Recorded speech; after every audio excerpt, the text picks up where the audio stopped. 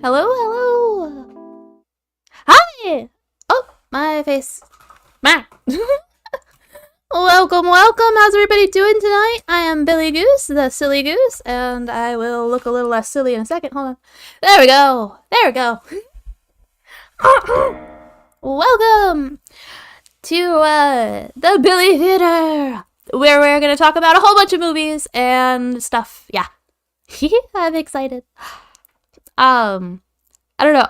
I realized recently that I've seen like so many movies, but also no movies. Even here, the zombies are chasing me. Yeah, I replaced the theater screen with a little clip from our Sims game when we were playing The Sims. I thought it was fitting. I found this really cool website called Letterboxd, where it's kind of like myanimelist.net, but it's for just like all movies. And I thought we could rate some. I don't know. I thought it could be fun. We could talk about, like, I don't know, series, sagas, one-offs, classics, all that jazz. Boom. So this is what the site looks like. What? Siri? No. No. No. No. No. Stop. Stop! My phone just started playing 9 to 5. That's not what I meant. Did you catch that? Mr. Goose just delivered me a glass of water so that I don't turn into a raisin. And, my phone started playing 9 to 5. What the hell? Okay. So, I already see some pretty good movies on this, like, website. I haven't ranked any on here yet. I figured we could do that all together. But right now, right off the bat, I'm seeing Jurassic Park. And now, I want to add this... Oh, no, not to my watch list. To my watch... How do I... Reviewer log. There we go. Jurassic Park is a classic. I watched this way before now, but, you know... I've watched this film before. Add a review. Okay. Jurassic Park. Thoughts and feelings. Jurassic Park. How do you spell Jurassic Park? It's literally right in front of me. Is a modern classic that for some reason makes me think Christmas.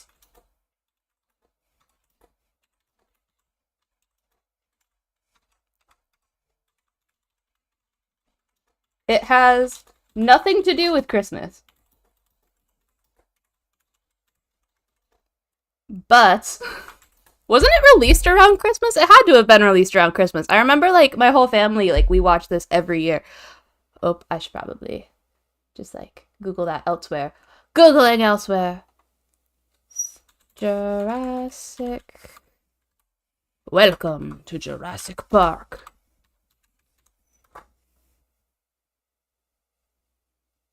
Yeah, when was it released? It was June. Why am I thinking Christmas? I don't know. I watch this with my family around Christmas every year, so it makes me think of Christmas. Maybe I'll take that out of the review. It has nothing to do with it. It's just that's a personal detail. It's a modern classic that transcends the art form of movie magic. The combination. Awful. Nice movie that you can only remember one line of its entirety. It's so good! You gotta watch it more. So much better than Jurassic World. The combination of animatronics and CGI. I think it's CGI. Watch there be like a zero CGI. This is CGI and writing. That means a comma. And just like that, it became the downfall of rain. Oh no! It's raining! I like little rain, but downpours. Oh no. is is beautiful. Is what's a good word? What's a good word? Stunning. Stunning. You really feel like you're in the park for the first time, every time. Rating 5 stars. Like this movie. It's safe. Did I spell animatronics wrong? No, I spelled animatronics right. You don't think you ever watched all the original Jurassic Park movies? Jurassic Park, the first one. I feel like the second one was pretty good too, and probably the third one. I don't know. I remember loving the whole series, but the first one is the one I've seen the most. It's so good. Perfect. That is my first film we're adding to the thing. This is kind of a little bit silly of a like extreme idea, but like, you know, talking about movies. I love Jurassic Park. That scene where they're in the kitchen and the kids are like in the cabinets island, whatever you want to call it, cooking station, and the Velociraptor just comes in and is like sniffing them out and like, I'm gonna eat you, and they get so close to the kids. Ah, edge of my seat every time. Also, though, like at some point you start rooting for the Velociraptors. If you watch it enough times, you start rooting for the Velociraptors because the kids are kind of little shits. Not gonna lie. That's just my humble opinion. So let's see. Do they have like a related movies? Yeah, related films, similar films. I don't think I've ever seen King Kong, which is like kind of disappointing. Let's see. Movies that people should watch once in their lifetime. I've seen Psycho. You know, let's like these first, and then we can go and give some of the like better ones reviews. Psycho is pretty good. Look, if you're trapped in a kitchen, at least grab a bite of something, you know? Yeah, bite the dinosaurs back. Bite them back. I mean, I don't know how that would work with the Velociraptors, but you know. Psycho's pretty good. It's a classic. Pretty sure that's Alfred Hitchcock? Yeah, Alfred Hitchcock. 1960. I had a film studies class in high school, and like we watched a whole bunch of classics, and I gotta say there's a lot to this. There's a lot to this. Debates are interesting, people. A lot's going on. Anything by Alfred Hitchcock is pretty good. What else did he do? He did Vertigo. Oh, I love Vertigo. Vertigo is one of those movies where like I literally didn't know where the movie was going until it got there, if that makes sense. Like, they set you up for the longest time, and then the plot happens. It's from 1958, directed by Alfred Hitchcock, like I just said. A retired San Francisco detective suffering from acrophobia investigates the strange activities of an old friend's wife, all the while becoming dangerously obsessed with her. It's so good. Your last school project was all about movies? Oh, I love that! I love that. This is so good. So vertigo is like when you look down and you get dizzy. And acrophobia, I think, is a fear of heights. Acrophobia? Because of the way, yeah, the extreme or irrational fear of heights. So because of the way his wife died, that's a little bit of a spoiler, not entirely, because I'm pretty sure they tell you his wife is dead like pretty early on. He has like severe acrophobia. Also, like, my one complaint about this movie is that he should have ended up with that girl who designs lingerie that he was always hanging out with. Like, instead of this random girl that he's investigating, he should have absolutely fallen in love with the lingerie designer. Because she was just so cute. Like, hold on. Do we have more pictures of this movie? Let me Google some pictures. Vertigo.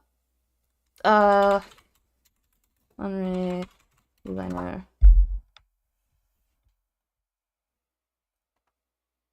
Vertigo, Alfred Hitchcock.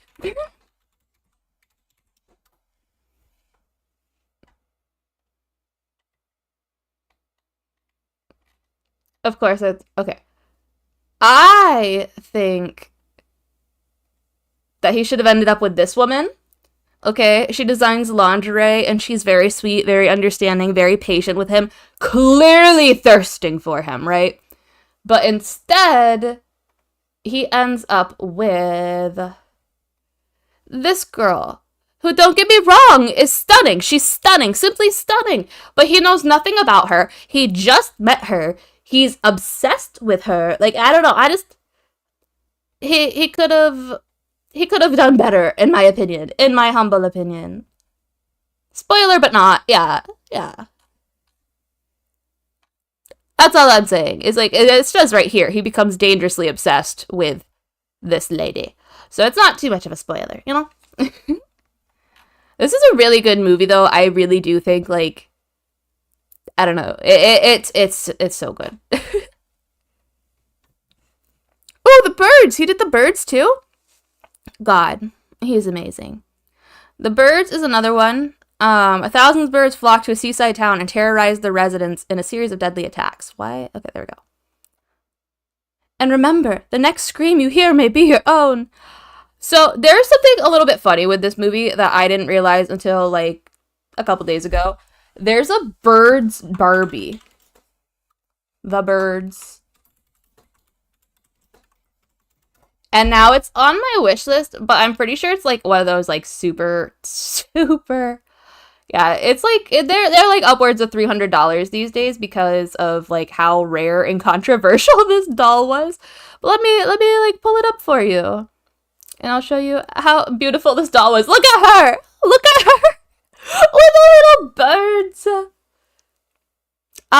That's kind of unrelated to, like, the movie other than just merch. But, this is good. This is good. It's one of those things that really makes you think about how small and insignificant humans are, especially, like, if all of these birds attacked and, like, acted the way that they do in this movie, like, I would lose my shit. This is also why I'm a little bit afraid of aviaries.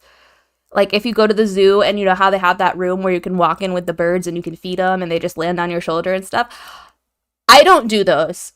Ever since this movie, I used to love them as a kid, but ever since this movie, I'm like, no. All it takes is for me to piss one of them off and they're gonna flock at me. No. But we have flamethrowers. Yeah! But imagine then, like, a whole bunch of birds on fire falling on you. Like, ah. That might be all the Alfred Hitchcock movies I've seen. Yeah. At least on this list. I don't know if there's any more that I'm missing, but.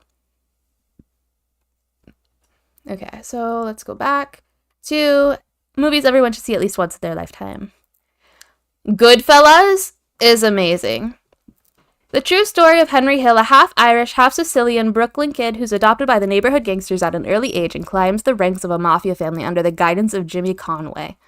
This movie is a great gangster movie. It has its ups and its downs, and it tells a really good story, and the acting, oh my goodness, the acting. Ray Liotta, rest in peace, I'm pretty sure, yeah, he's recently deceased. He does such a good job in this movie. And also, Joe Pesci. Worthy sacrifice for the survival of others. True. There's so many birds, though. They outnumber us so much. But, this is such a good story. It's such a good story. Robert De Niro, Lorraine Bracco. Oh, all these guys. They're so good. They're so good. Back to the Future was pretty good, if I remember right. Like, I've only seen this a handful of times. Mr. Goose loves this movie. It's good. I wouldn't call it, like, my favorite movie ever. It's pretty good. That's all I really have to say. I do think Christopher Lloyd is, like, one of the best actors ever. Like, I don't know. I love him. Who Framed Roger Rabbit? Yeah. I love him. Who Framed Roger Rabbit scared me so bad. I didn't actually see this movie until I was, like, an adult. And it still scared me with his, like, creepy, cartoony eyes. Ugh. Spooky. Spooky, spooky.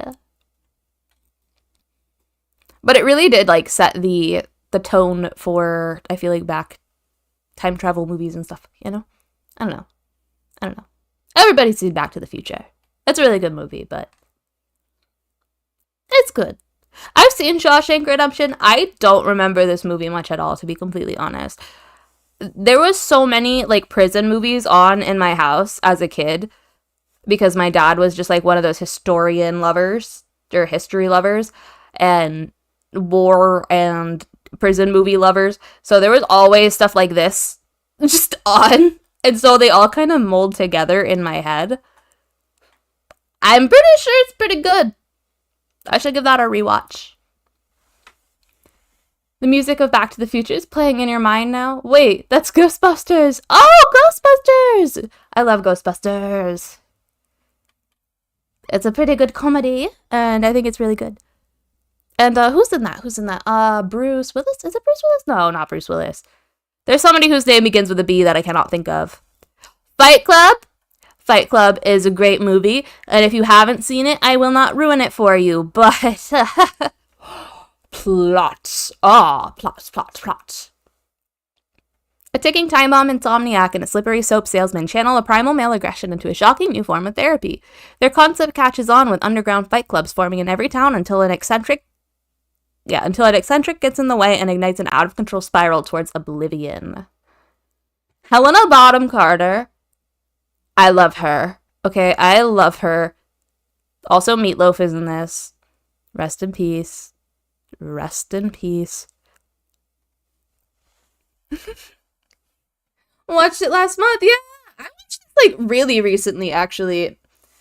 I forget if it was last month or the month before. I also watched this really recently. And there's like a, how do I say this without spoiling? The film splicing, I can now spot all of them. I can now spot all of the hidden Brad Pitts. That's all I'm going to say there. Because I've seen this movie so many times.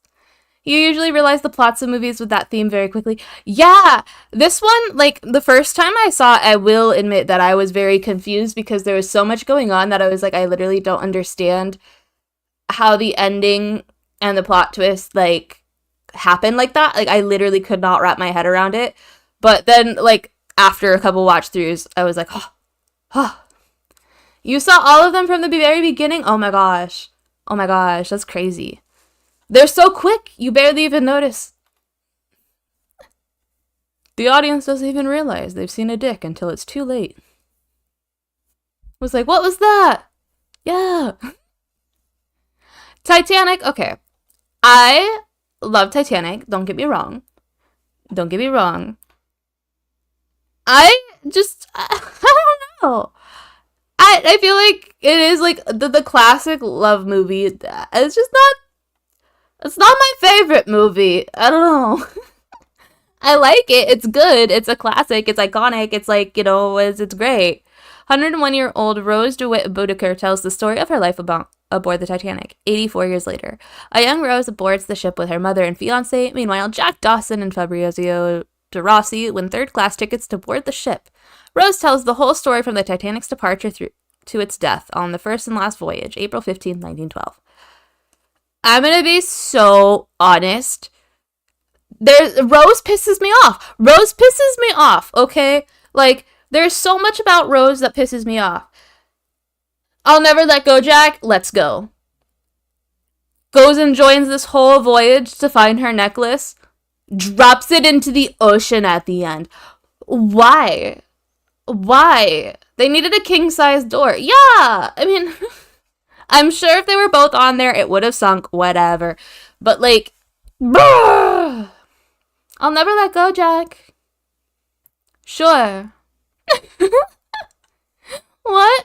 Yeah, I don't know. I just, mixed feelings about this one.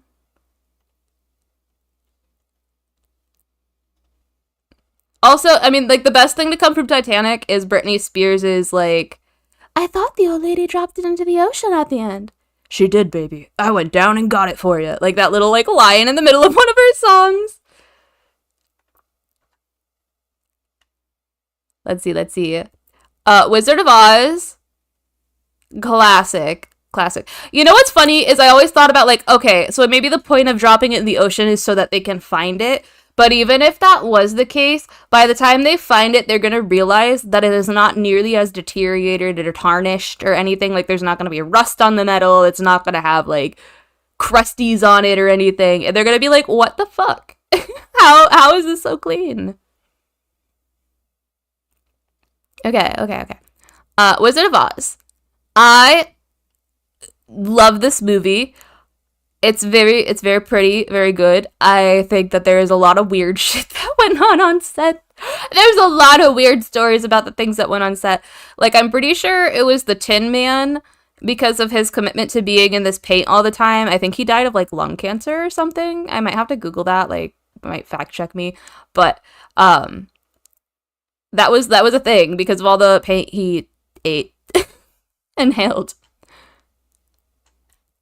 But overall, you know, like, I do think it was good. Young Dorothy finds herself in a magical world where she makes friends with the Lion, Scarecrow, and Tin Man. They follow the Yellow Brick Road to the Wizard of Oz and ask for the things they wish most in their lives. Everybody should know at least the premise. Even if you haven't seen this, you've seen it in passing in like other movies, other shows. They make references to it a lot. Hi, Margot! Hi, Margot! Welcome.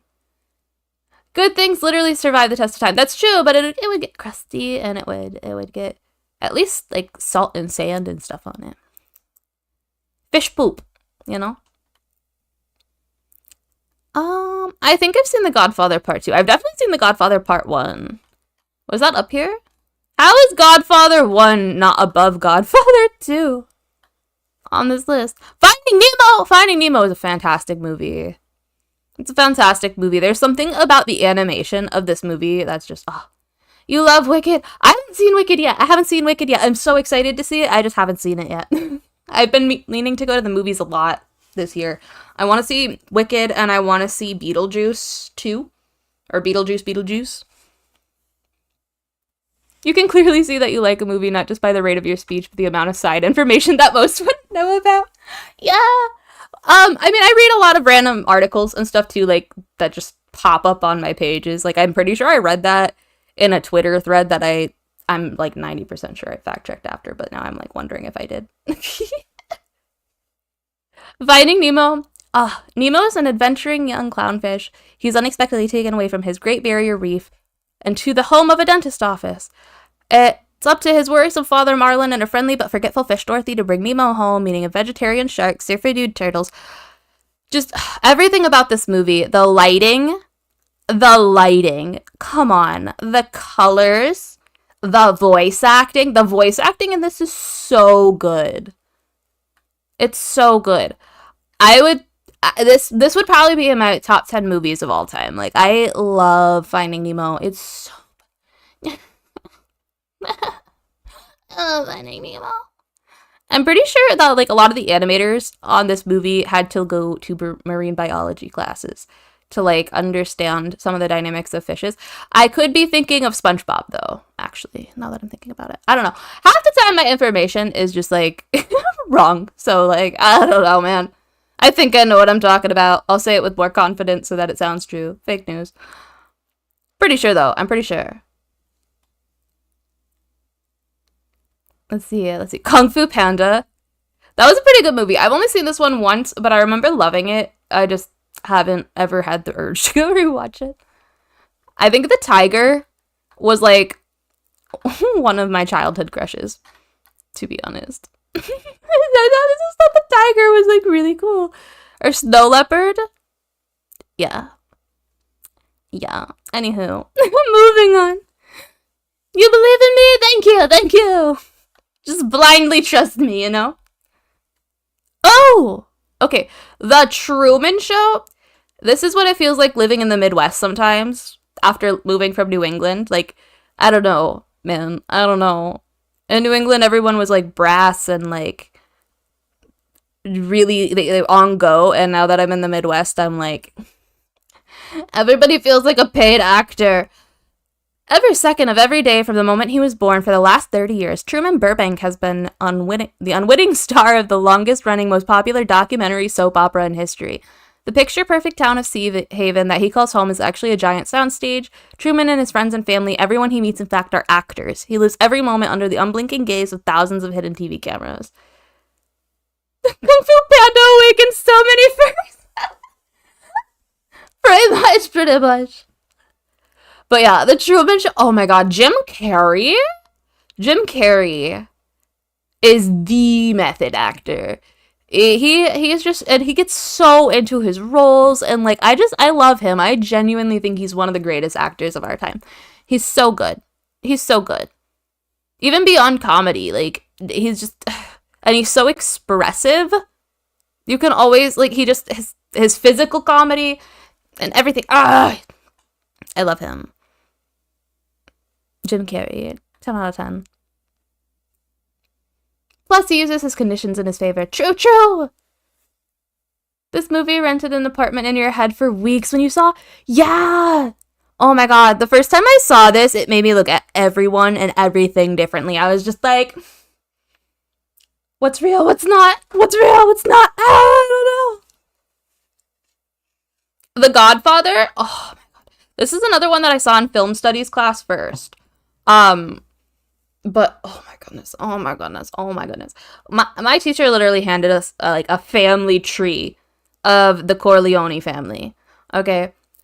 Like he gave us the family tree. He made and printed one just so that we could like keep up with everybody they were talking about, and it helped so much for the movie. You never watched The Godfather? Margot! How could you not see The Godfather? It's so good. It's really long, and like it's very serious, and you like it's I don't know. I guess I could see how it's not everybody's cup of tea, but I love mobster movies. It's like one of my guilty pleasures. And Marlon Brando. Oh, Marlon Brando. He is, first of all, wood. Second of all, great, brilliant actor. He was in On the Waterfront by Alfred Hitchcock, which is another, I think that's Alfred Hitchcock. Wait a minute, that wasn't on the list, was it? Huh.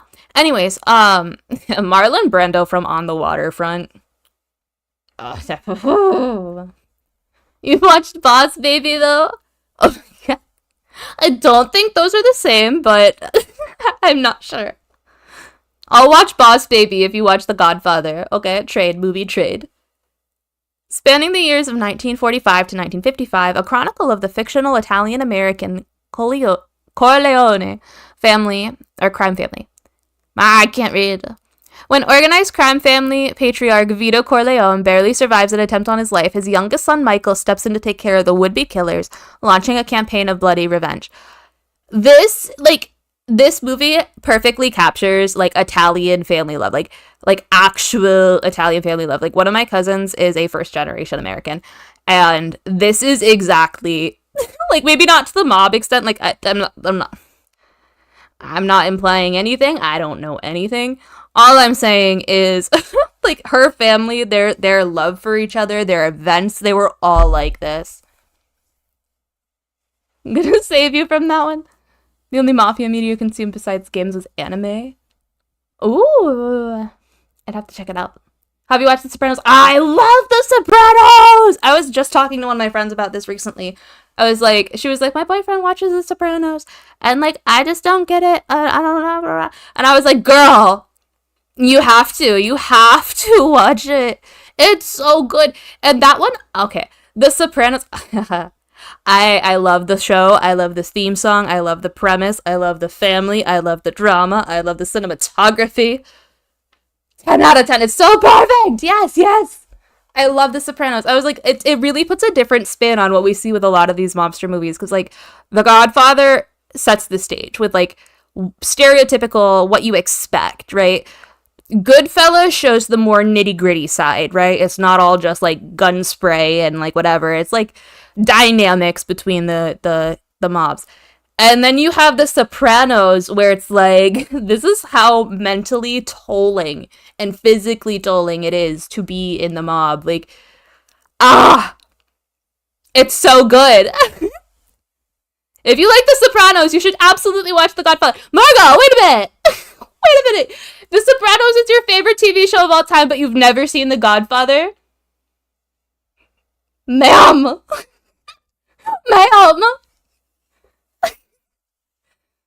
I mean, not to judge, but I'm totally judging. Oh my gosh, Up. I'm not gonna lie. The first time I watched this, I was at home, and I think it was on Disney Plus, and I watched the opening scene. I paused, I cried, and then I didn't come back to it for like 2 weeks because I was like, what the fuck? Not to judge, but doing so anyways. It's not that you don't want to watch, it's that you got lazy. That's fair, that's fair. It's gotta be a bucket list item. A bucket list item. Carl Fredrickson spent his entire life dreaming of exploring the globe and experiencing life to its fullest. But at age 78, life seems to have passed him by until a twist of fate and a persistent 8-year-old wilderness explorer named Russell gives him a new lease on life. I love this dynamic of friendship. Up, up, up, yeah! I love this dynamic in movies. Like, grumpy old man meets cute little kid. Honestly, it's so good. It's so good. I like seeing old people soften up, you know, and just become nicer and less crotchety. You didn't like the movie that much? Aww. I'm sorry. OMG, it's full! Welcome, welcome! Ooh, get that food! Get that food! It's so good. I don't know. Like, it threw me off a little bit. Like, I don't know. I really hated the villain, but that's just because I hated his character. Like, I can respect the fact that they wrote him to be so hateable. But, like, I don't know. I also love this bird. I think it is, like, one of the most beautiful birds, the dodo. For Gills, no! Well, I mean, James May. But I'm gonna be honest, I don't think I've ever seen Groundhog's Day, but I've seen, like, so many other versions of it that I pretty much know Groundhog's Day. The snipe! Come in here accusing me of loving Jilfs. Stand By Me? Okay. I like this movie, but I feel like it kind of just goes nowhere. This is like slice of life mixed with just like, I don't know. After learning that a boy their age has been accidentally killed near their rural homes, 4 Oregon boys decide to go see the body. On the way, Gordy, Vern, Chris, and Teddy encounter a mean junk man, a marsh full of leeches, as they learn more about one another and their very different home lives. Just a lark at first, the boys' adventure evolves into a defining event in their lives. Yeah, I think seeing a dead body would be a defining thing in my life. That being said, like, I don't know. I love this movie for the nostalgia value. Like, this was another one that was just on in my house all the time. But it's pretty good. It's pretty good. It feels just very slice of life. Like, it kind of feels like in the same way that Seinfeld is the show about nothing, except this is a lot darker, obviously. What is this Vertigo? Oh, wait, I already liked it. What? It has a different picture than the cover. I was like, I've seen The Shining. The Shining is one of Mr. Goose's favorite movies, of all time. Jack Torrance could get it. I'm just gonna say it right now. Jack Torrance could get it. Except a caretaker job at the Overlook Hill, where he and his wife, Wendy, and their son, Danny, must live isolated from the rest of the world for winter. But they aren't prepared for the madness that lurks within. This was one of those ones that, like, I liked, but I didn't get. Like, it definitely kept me on edge and kept me spooky, but the whole time I was just like, why the fuck would you take this job? Why would you take this job? It's just, like, silly people doing silly things and ending up, like, the silly history. Like, history repeats itself. Nobody learns anything. That's the moment where you either get traumatized or something awakens in you. Yeah. You love the book? I feel like I should read the book. I feel like I would have a greater appreciation for the movie if I had read the book.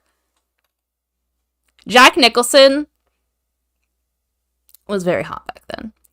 Shelley Duvall is a brilliant actress. Also, it's funny as hell watching her cigarette just, like, grow its giant ash at the tip. Like, I don't know. I'm waiting for that ash to fall all the time. This movie is also the reason my mother-in-law is like deathly afraid of twins. She watched this like in the 80s when it came out, and it scarred her. It scarred her. We're gonna like that. SpongeBob SquarePants the movie is one of the greatest movies of all time. I don't care what anyone else says. That is my professional opinion, and everything I say is 100% true always, totally, absolutely. There's trouble brewing in Bikini Bottom. Someone has stolen King Neptune's crown, and it looks like Mr. Krabs, SpongeBob's boss, is the culprit. Though he's just been passed over for the promotion of his dreams, SpongeBob stands by his boss and, along with his best pal Patrick, sets out on a treacherous mission to Shell City to reclaim the crown and save Mr. Krabs' life.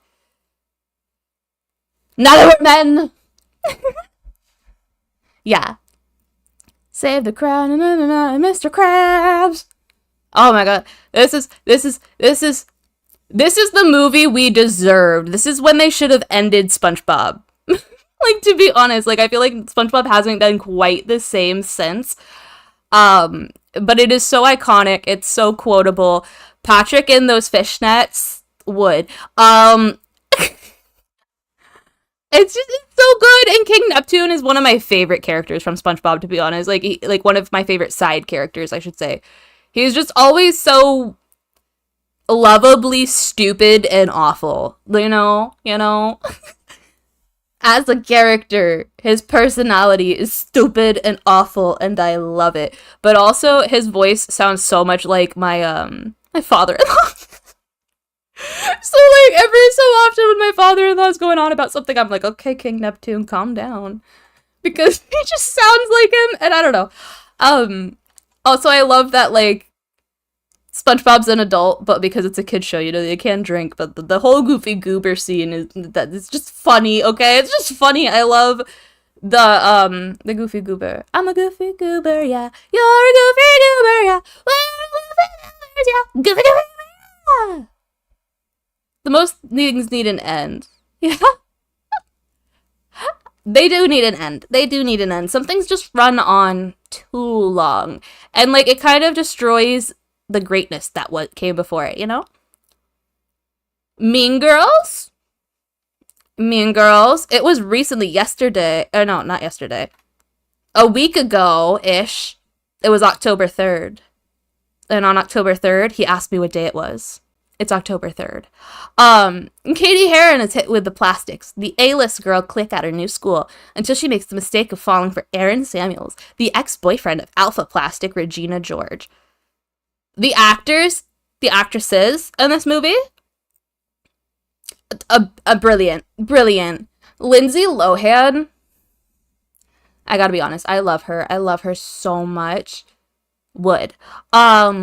Regina George, she's such a cunt, but like in the way that I wish I could be. I wish I didn't care about people's feelings so I could just be as bad of a bitch as the Alpha Plastic Regina George. Yes, Alpha Plastic, yes! I would love to be an Alpha Plastic, but I care about feelings too much and it sucks. This movie awakened your bad bitch side. Yeah! Honestly, like, I want to be a more responsible version of Regina's mom. maybe not just like, hey girls, you want a little alcohol? Like, no. I do feel a little bad for Karen. She said she was very uncomfortable in that scene where she was like, I can tell it's raining when my boobs are wet, or whatever. Gretchen? I love Gretchen. I think she's so pretty. She's so pretty. Also a great actress. I love her little, like, mental snap when she thinks that Regina's just, like, turning on her. She's so good. I'm pretty sure she does Hallmark movies now? What does she do? What does she do? Is it Lizzie Kaplan or Lacey Chabert? Googling. Pausing to Google. Lacey Chabert. What does she do now? Girl, what are you up to? Yeah, she was in a movie recently called The Wedding Veil that definitely looks like Hallmark. Groundswell also kind of looks like Hallmark. Hall the Holly Lit Up. Or Hall Out the Holly Lit Up. Yeah, it seems like Hallmark movies now. But honestly, I kind of love this arc that a lot of like background characters who were really good went for, where they're just like, you know what, I'm gonna make my bank, but I don't really want to deal with like Hollywood. I'm just gonna go to Hallmark instead. Like, lurking while you numb. Oh, okay, okay. What'd you get to eat? You have to run for groceries, but you want to say that you watched Frozen and Tarzan 40 plus times. Oh my god, I love Tarzan. I love Frozen too, but I think I watched it too many times with my niece, and like, I don't know. Now I just can't. But Tarzan! Oh my god, I love Tarzan. Jane would. Um, Rice on top of random things. Ooh, I love rice. I love rice with a little bit of butter. See you, Margot! Have fun getting groceries. Try not to run over people with a grocery cart, even though it's tempting. Ratatouille! Remy, the resident of Paris, appreciates good food and has quite a sophisticated palate. He would love to become a chef so he can create and enjoy culinary masterpieces to his heart's delight. The only problem is, he's a rat. When he winds up in the sewer beneath one of Paris's finest restaurants, the rodent gourmet finds himself ideally placed to realize his dream.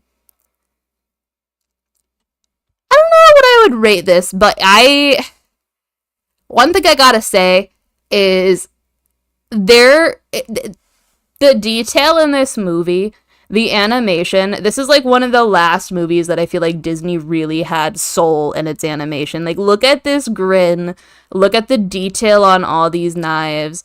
It's so good, it's so detailed. I really want to go on the Ratatouille ride at Disney. I didn't get to go on that one when I went the one time, and so like now I really want to go. I went there like a couple weeks before the ride opened, and I'm just like, oh, I want to go, I want to go, I want to go. You'll be listening while you do your things. Okay, bye. Have fun. Who was in Paris? Never seen a rat more enamored with a carrot before. I know, right? He's so in love with it. But like just the detail, it's so good. It's so good. Also, the crazy French lady chef. I love her. I love how at one point she just whips out a gun. Like, what? In a Disney movie? I was shook. 7. I didn't like 7, but that's because of personal preference. I can acknowledge that the writing was good. I can acknowledge that the storytelling was good. I can acknowledge that the acting was phenomenal. 7 grosses me out. It just grosses me out. One of the deadly sins, I think it's lust. The way she's murdered literally makes me want to die. Literally makes me want to just die. I can't. I can't with 7. I'm not even gonna give it a like because it makes my skin crawl. The Notebook. The quintessential love story. I didn't like this movie until the end of the movie, if that makes sense. I kind of forgot what was going on at the beginning, and I don't know, the whole time I was just like, you two need like couples therapy. Okay, you need therapy. I did not get to Twilight yet, but I will be rating them.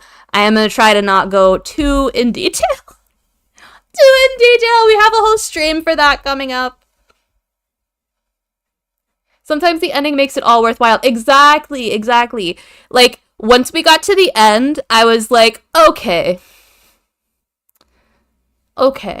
Maybe you didn't need therapy. Maybe this is just what, like, your love looks like. I don't know.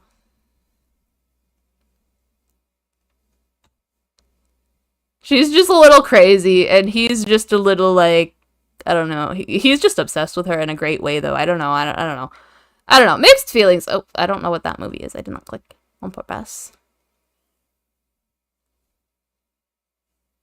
Ba-ba-ba-da. What? Oh, okay. Forrest Gump. I liked Forrest Gump. I really liked Forrest Gump, but I just think Tom Hanks is a brilliant actor in everything he does, and I think Tom Hanks is a good person from everything I've heard about him. I've never heard of anybody having a bad interaction with Tom Hanks. Endless Love is probably the most a love movie has made you angry. I don't know if I've seen that one. That's why yanderes are not crazy, just misunderstood. This is not a call for help. Are you a little bit yandere? A man with a low IQ has accomplished great things in his life and has been present during significant historic events, in each case far exceeding what anyone imagined what he could do, but despite all he's achieved, his one true love eludes him. This movie is so quotable, so good. It's so well shot. I love this movie. And is it Sally Field who plays Mrs. Gump? She plays Mrs. Gump. Who plays Jenny? Robin Wright. She played this character so well. Let's hope Tom Hanks isn't on Epstein's trip log. Yeah! Yeah. I really fucking hope not. I also hope he wasn't, like, involved with Diddy's parties. I don't think he would be. Honestly, from what I've heard about him, I don't think he would be. Oh! I forget about this movie a lot, but every time I remember it, it makes me, like, so happy. I love The Pursuit of Happiness. I'm pretty sure it's spelled like this, like, for a reason, and I forget why, but, like, ignore that. It's not a typo. A struggling salesman takes custody of his son as he is poised to begin a life-changing professional career. This movie is so sweet, and, like, I think a good part of that is because it is Will and Jaden Smith, so, like, they already have that father-son connection, but, like, the chemistry between them really shines through on set. Like, I don't know, and Will Smith, even though he's, like, a bit controversial today, I loved him back in the, like, 2000s, you know? Everybody did. And, like, this movie's so good, okay? It's just so good. Also, am I peeking? I think I'm peeking a little bit. I'll turn it down. I'll turn it down. This movie is so good. It's so heartwarming. It makes you feel just so good at the end, and, like, what is he controversial about? I think it was, like, something like he smacked somebody or yelled at somebody. I think he smacked someone. And people don't like his marriage, which, like, I don't know. I don't know much about Will Smith these days. You don't keep up with showbiz. The movie's been recommended to you to study business. It's so good. It's so good. On the slap. Yeah, I honestly, his wife is kind of freaky. I don't really know how I feel about Jada Pinkett Smith. She just seems a little bit crazy. A little bit cray-cray. But what do I know? What do I know? Django was pretty good. Like, this was really, really good. Leo played such a, like, specific character that, like, you hate his character, but you have to acknowledge how good of a job he played that character and how committed he was. And also Jamie Foxx. Oh, would. Jamie Foxx, brilliant actor. Is it Carrie? Who am I thinking of? Kerry Washington. She's in a lot of things, and she's always good, too. Good movie. Beautiful. Set design, beautiful. Costuming, beautiful. Actor choices, wonderful. The only Django you know is the cowboy. Is he technically a cowboy?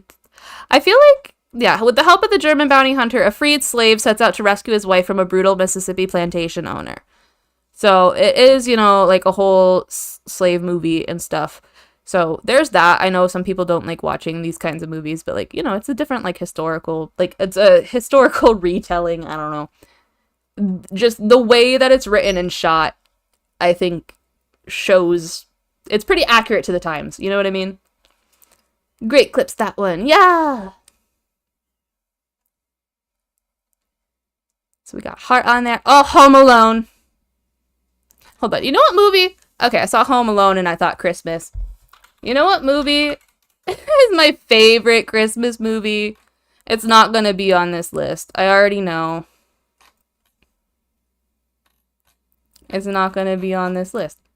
And it's a shame. It's a shame. Holidays. The Christmas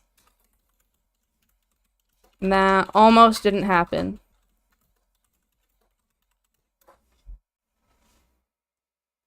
Yeah. Copy. Let's see if I can type in the whole title and it'll just like come up. Maybe because I spelled holidays wrong? Wow, I can't spell. Here we go, here we go. This movie is my favorite Christmas movie, okay? And it has an insane cast that just doesn't make sense. Like, it has Jonathan Prince, Fred Savage, Fred Willard, fucking Emily Osment, Brenda Song, Cole and Dylan Sprouse. It's so good. Gladys Knight. It's so good.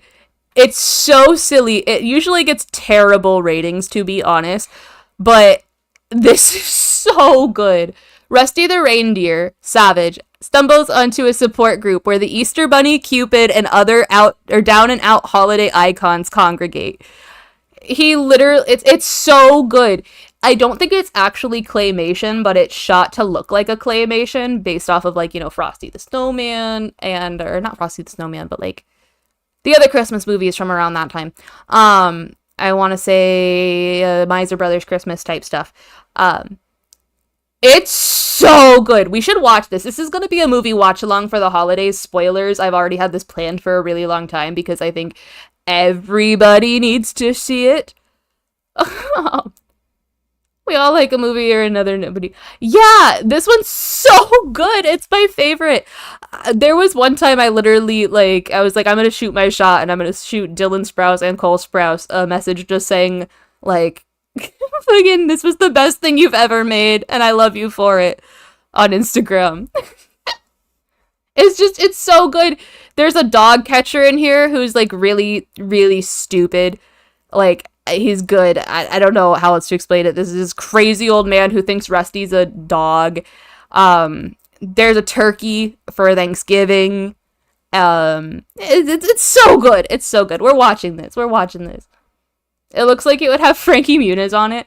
Honestly, replace Frankie Muniz with the Sprouse twins, and basically, it's so good. It's so good. You know what? I'm gonna write a reviewer log. This movie should be a future classic. It's light and unconventional humor brings me so much joy. The characters are hilarious. Yeah. I also really enjoy the art style. Call back to Christmas classics. I don't know. That probably doesn't make sense as a sentence. Unconventional is a word. Yeah. I spelt it wrong. Unconventional humor brings me so much joy. The characters are hilarious. I also really enjoy the art style. Call back to Christmas classics. And Critique Billy is kind of I can't speak! So sophisticated. Yeah! I told you, Silly Goose gets serious about cinema. Serious. BRB, okay. It's so good. It's so good. It's so good. 5 stars. 5 stars. Save. I'm gonna be the only person who thinks this is a good movie. Popular reviews. Let's see. How do people rate this? 1 star. No stars. Wait, but this looks like a positive review. Couldn't remember anything except for the cover art and the thespian line. Took me a better part of the month trying to scramble to find it. Yeah. Half star. 1 star. 2 star. 3 star. 2 star. Half star. 3 stars. Nobody rated it as high as I did, but you know what? I don't care. I am my own woman with my own opinions.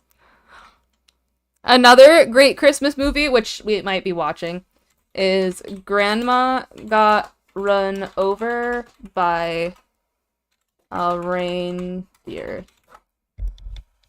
Yep. This is a great movie, okay? 5 stars all the way. Yeah. I either love it or I hate it, honestly. I'm gonna have to rate some of the other ones that I'm like less in love with.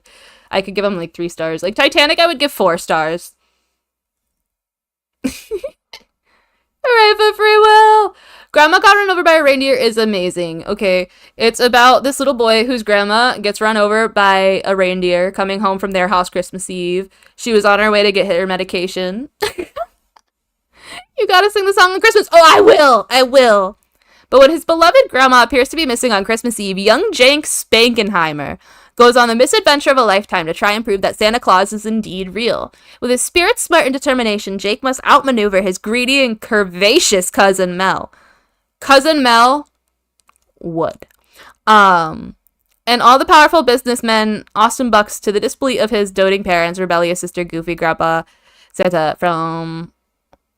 Yeah. And he also has to, like, get Santa to not be sued for his grandma's murder. It's so good! Yeah! Love that movie! You've got great taste, Dennis.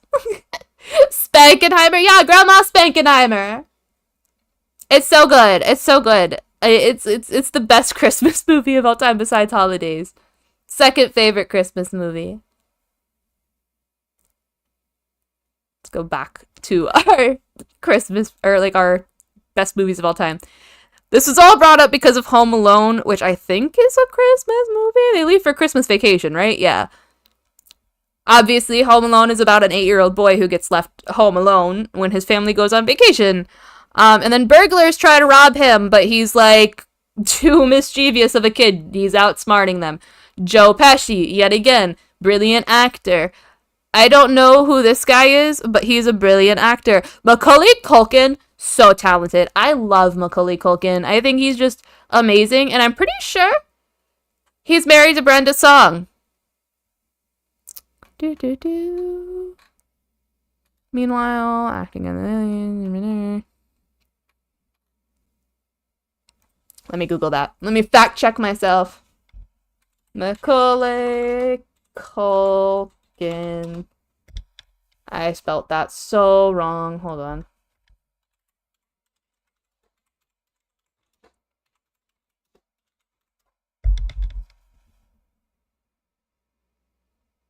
Yeah. He was married to Brenda Song and they share 2 children. So. Right. Forgetting your kid once is another thing. All the times, however, yeah. That's exactly how I feel about Home Alone. Like, I get Home Alone. And I get Home Alone 2. But I'm pretty sure they took this, like, yeah, 3-4 times. At least they switched the kid in Home Alone 3 because Macaulay Culkin was getting too old. And at that point, he should really be able to tell his parents, like, yo, I'm getting left behind. But, this was really good. The physical humor is amazing. Okay, Joe Pesci is brilliant. He's like my favorite part of this movie. Joe Pesci. I want to say like 9 out of 10 on this movie. It's not Holidays, but it's pretty good. Shrek. Okay, I would give Shrek an 8 out of 10 solely because Shrek 2 is the best Shrek and the Shrek 2 gets 10 out of 10. You know what I mean? But this does set you up pretty good for the second one. The second one's just the best one. Just the best. I can't. The soundtrack. Yes, Shrek 2 is the best Shrek. I don't care. It's the one with Fairy Godmother. I love it. Okay. As After Ever After on the DVD home screen. It's so good. So good. I wish there was like pictures down here so I could just like click the pictures as I talk. I will say Shrek 2 is the best Shrek. Shrek the Third was a little weird. I don't know. It was 5 the one where they had babies? Or no, that's the next Shrek film. Which one was the one where they had babies? This one felt so unnecessary. This one felt so unnecessary to me. Shrek Forever After. It ain't ogre till it's ogre. Like, I don't know. It was unnecessary. Shrek the Third, I don't think I remember. Oh no, I do. Okay, so let's start with the first one. Let's start with the first one. Isn't easy being green, especially if you're a likable, albeit smelly ogre named Shrek. On a mission to retrieve a gorgeous princess from the clutches of fire-breathing dragon, he teams up with an unlikely compatriot, a wisecracking donkey. The voice acting in this is brilliant. You and your friends do a Shrek all movies watch along every year. Oh my god. That sounds awesome. That sounds so good. I love that. I feel like I should make a Shrek costume for Halloween. I wasn't gonna, but like I feel like I could make a Shrek costume for myself, like on stream. I think it would be good. Thoughts. Cooking. I'm cooking a little bit. I love Shrek. I love his personality. I love the lovable grump character. We watch a movie per day. That's brilliant. That's brilliant. Do you watch all the way to Forever After? Do you watch all the way to the babies? If Shrek would go so hard. Yeah, I mean, Fiona, when she's a Shrek, I one of my unpopular opinions is I think that Fiona looks better as an ogre, but that might just be me. Every movie and specials. Oh my gosh, do you watch the Puss in Boots show? I think there was a show, right?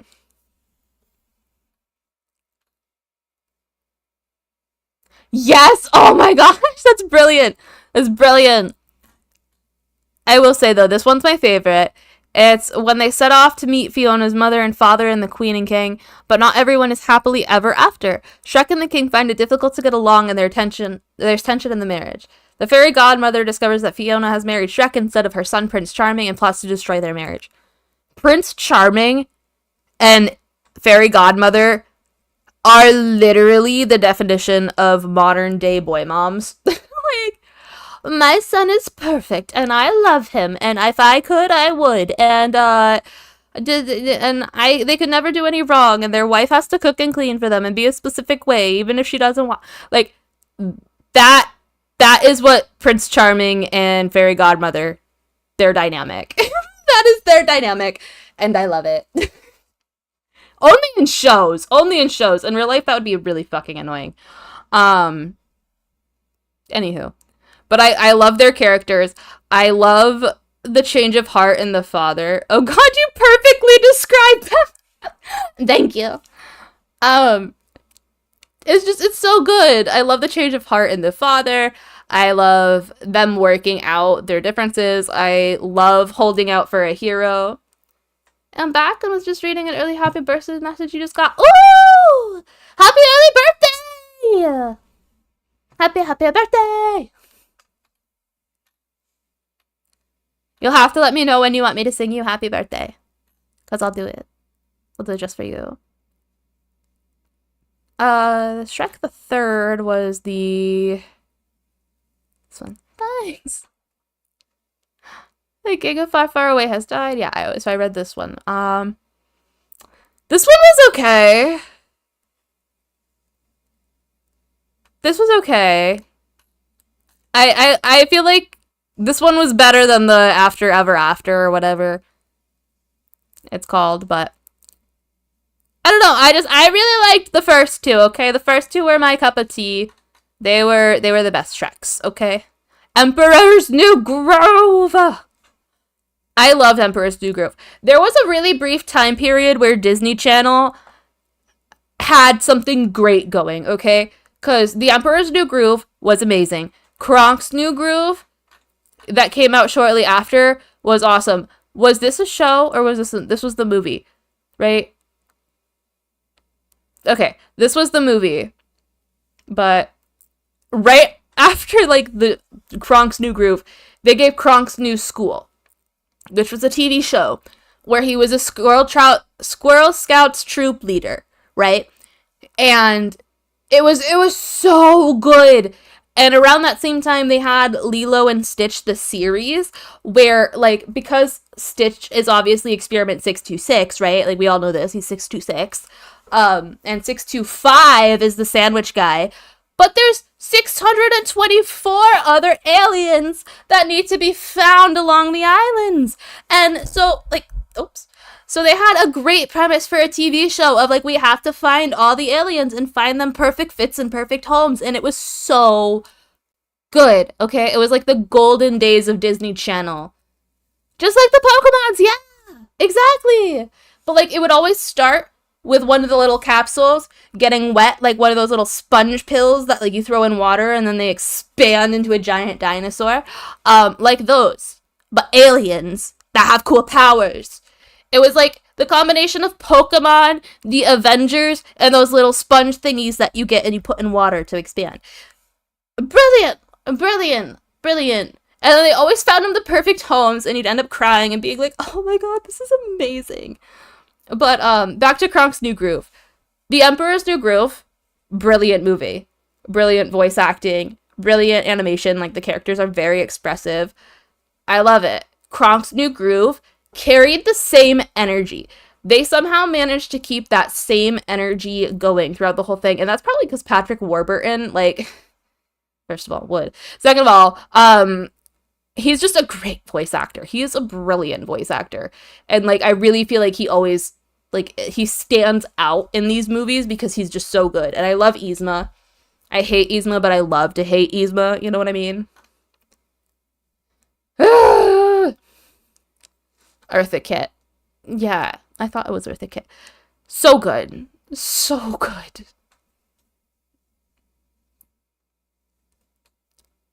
Did I gave it a like, right? Yes. Perfect. Tangled. Oh, I love Tangled. Tangled was so good. I like this version of a princess.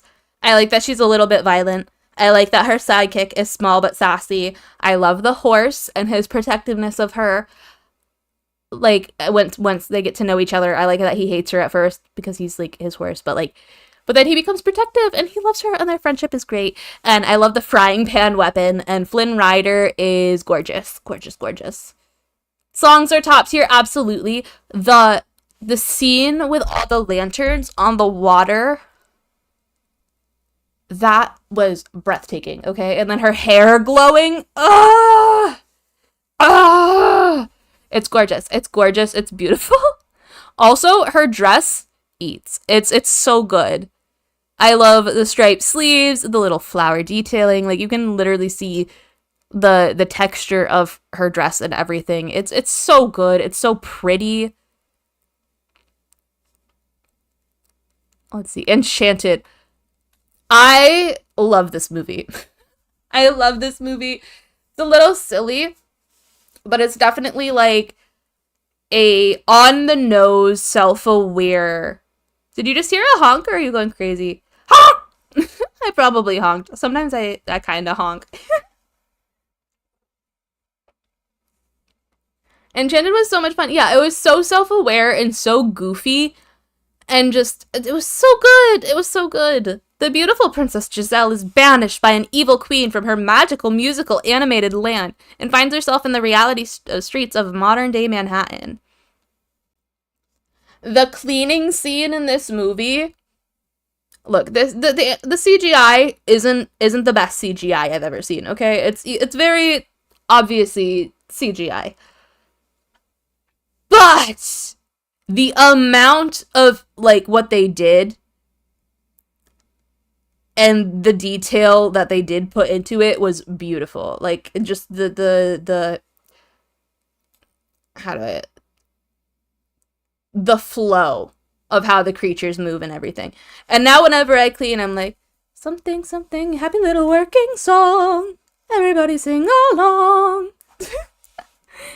Because it's so good. And Amy Adams, she's beautiful. Patrick Dempsey, is he Prince? I think he's pretty hot. I don't know. James Marsden is hilarious. Have you guys seen... Have you seen Jury Duty? You think the pigeons deserve more screen time? That's fair, that's fair. That's the type of song to stick with you forever, right? Right? Has anybody here seen Jury Duty? It's such a good show! It was like, so they... yeah, the premise is like this guy...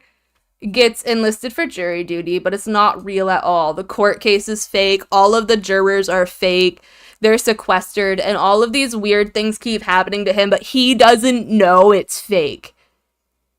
They literally enlisted a real guy to be part of this project. And he doesn't know. And the only like actor who's like a known actor and not like, you know, just like I don't want to say an extra because they're not an extra. They're their own characters, but they're definitely not like as well of established as an actor as like James Marsden. Like newer to the scene actors. So he thinks he recognizes this guy, and then when he gets a chance to look it up, he's like, "Oh, I loved X-Men." I don't know. It's just so good, and James Marsden fucks with him a little bit. It's great.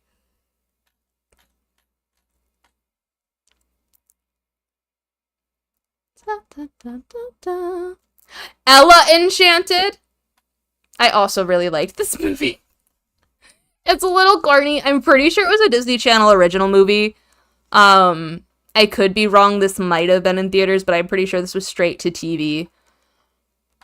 It's pretty good. This one's about a girl who like literally can't say no. Anything anybody asks of her, she has to do. Like okay.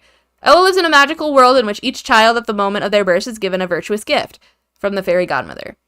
Ella's so-called gift, however, is obedience. This birthright proves itself to be quite a curse once Ella finds herself in the hands of several unscrupulous characters whom she literally cannot disobey. Determined to gain control of her life and decisions, Ella sets off on a journey to find her fairy godmother. This was so good. Bro, can you see Dove Cameron? Where? The lewd parody of this movie would be crazy. Yeah, probably. I'm sure somebody's made it.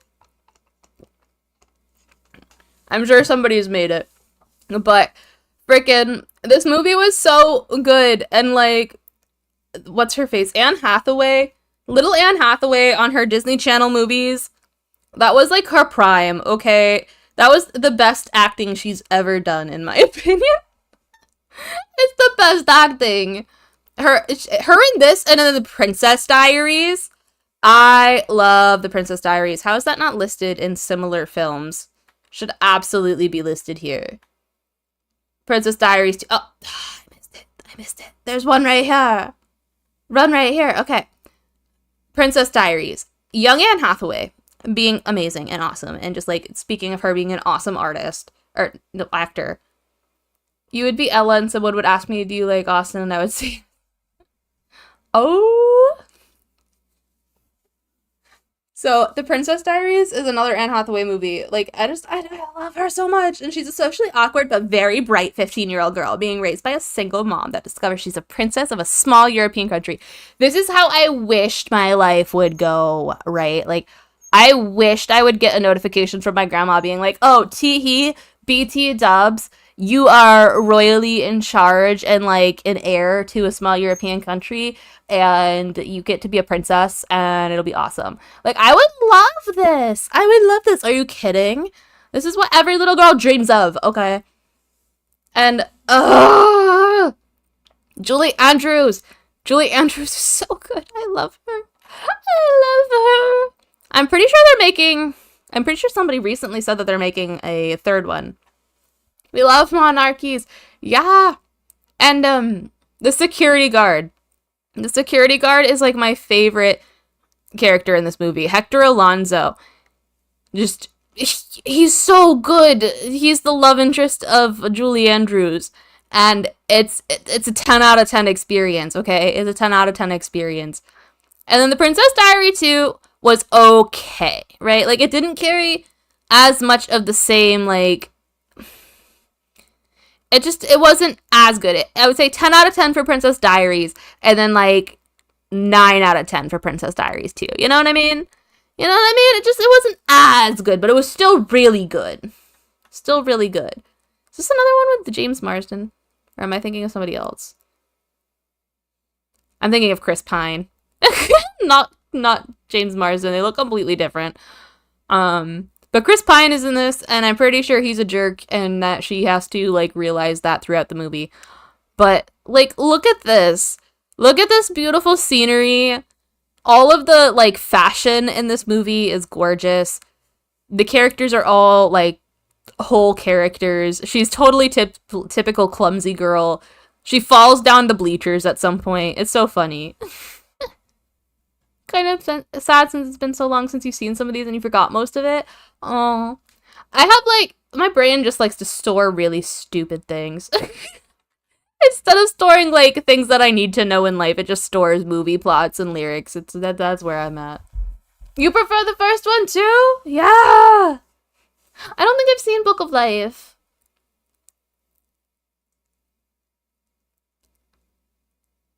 I remember liking John Tucker Must Die, but I literally don't remember anything about it. I know that this is the guy from Desperate Housewives. Wait a minute. Wait a minute. He was in Desperate Housewives. Right? Right? This is for movies, not shows, so I guess it won't show it. But, yeah, I don't watch as many these days, but I used to watch a ton when I was younger. And sometimes I'll just throw one on to, like, I don't know, have background noise. But I kind of remember this. After they all discover that they're dating the same guy, three popular students from different cliques band together for revenge. They enlist the help of a new girl in town to conspire to break the jerk's heart while destroying his reputation. Yeah. Pretty sure I remember this movie. I'm pretty sure it was really good. He's a pretty good actor for shows and movies like that, if that makes sense. Like, kind of corny, kind of chick flicky movies. He's good in those roles, but I don't think I could take him seriously in anything else because I will always see him as Gabrielle Solis's teenage gardener that she's banging in Desperate Housewives. That's all I can see him as. Freaky Friday! Oh my god, again, I love Lindsay Lohan. Lindsay Lohan, so gifted, so talented. Hollywood and her fans betrayed her. I don't care. I don't care what she did at this point in my life. I'm just like, I love her. I love her. That image can never be erased. Whoops. Mother and daughter bicker over everything. What Anna wears, whom she likes, what she wants to do when she's older. In turn, Anna detests Tess's fiancé. When a magical fortune cookie switches their personalities, they each get a peek at how the other person thinks and lives. We need the Lindsay Lohan Billie documentary. Exactly! I should actually, I could probably do that. I have, a handful of Lindsay Lohan lore. Not, obviously not personally, but, she's one of the people that I deep dived and researched, you know what I mean? I love her. She's beautiful, she's funny, she's a great actress. Can do no wrong. Doesn't she play Lydia from Beetlejuice? No, that's Winona Ryder, I believe. Right? Right? Another woman who fucking... We did her so dirty, okay? She got canceled for the dumbest reason. It was for, shoplifting. And to be fair, when you have the kind of, money from acting that she was supposed to be getting at the time, yeah, that's really stupid, but also it's clearly a cry for help. You know what I mean? You know what I mean? Remember her the most from Herbie? I love Herbie! Herbie's so good. Yeah, but Winona Ryder, it was so sad. It was we canceled her over that, and we ignored the likes of Diddy. Excuse me? We just ignored that, I don't know, Britney Spears was in a conservatorship and, had no fucking ability to control her own life. But, oh, Winona Ryder shoplifted. Oh, we have to cancel her. Come on. Can we do Descendants? I don't think I've seen that one either. I know it's really big right now, and they have, really pretty dolls for sale because I like collecting dolls. I just haven't seen them. Are they good? Are they good? Should I watch those? Your brain just catched up with the information. The moral compass of celeb fandoms is weird. Yeah. Yeah. Do you ever wonder what Eminem thinks of, stan culture? I know fan culture and stan culture is slightly different, but, I always wonder, I'm what would Eminem say Just to like look at all these stands, quote unquote, after like the whole Stan song and music video and everything. Like, I don't think anybody knows where that actually comes from when they're using it sometimes. Yes, look it up on the app you're on. Okay, okay. Descendants. A present-day idyllic kingdom where the benevolent teenagers of Sun King Adam and Queen Belle offers a chance of redemption for the troublemaking offspring of Disney's classic villains. Cruella de Vil, Maleficent, and the Evil Queen. Oh, okay. Oh, it's got this kid. Oh my god, I loved Cameron Boyce. He was so so good on Jessie. I loved him. Rest in peace. Great actor. Gone too soon. Dove Cameron is beautiful. She's so beautiful. I feel like I could get behind this. It seems like it might be a little corny for my taste, but then again, I really loved Once Upon a Time, and that was really corny, so like I might not know what I'm talking about. There's 3 of them. This implies the Dilly is... The new one sucks, not gonna lie. That makes sense. I feel like this is one of those movies that you can only get away with making so many of them. Which, like, there are a lot of villains and all that, but... You know what I mean. The concept kind of can get lost. When the pressure to be royal becomes too much for Amal, she returns to the Isle of Lost, where her arch-enemy Uma, Ursula's daughter, has taken her spot as the self-proclaimed sea. Okay, okay. These feel like they could be fun. They feel like they could be fun at least as, like, one-time watches, if not a couple times. I could possibly get into this. I loved Once Upon a Time, though. This is like Bordeaux before Bordeaux. I don't know if I've seen that one. I don't think this is gonna be on here because it's on movies. Yeah, instead of shows. But Once Upon a Time is basically a retelling of Disney characters. The evil queen from Snow White basically entraps a whole town into the real world, a world without magic, where only she has magic, right? And there's all sorts of characters. Captain Hook is my favorite. He's so fine. And then there's like Jiminy Cricket is the therapist in the town. All of the 7 dwarves are in charge of like mining and doing like some sort of repair. Then there's the guy, there's like one of the Dalmatians from 101 Dalmatians. It's really good. It's really good. There's a pattern of Billy really liking male villains. Yeah, I never said I had good taste in men. I never said that.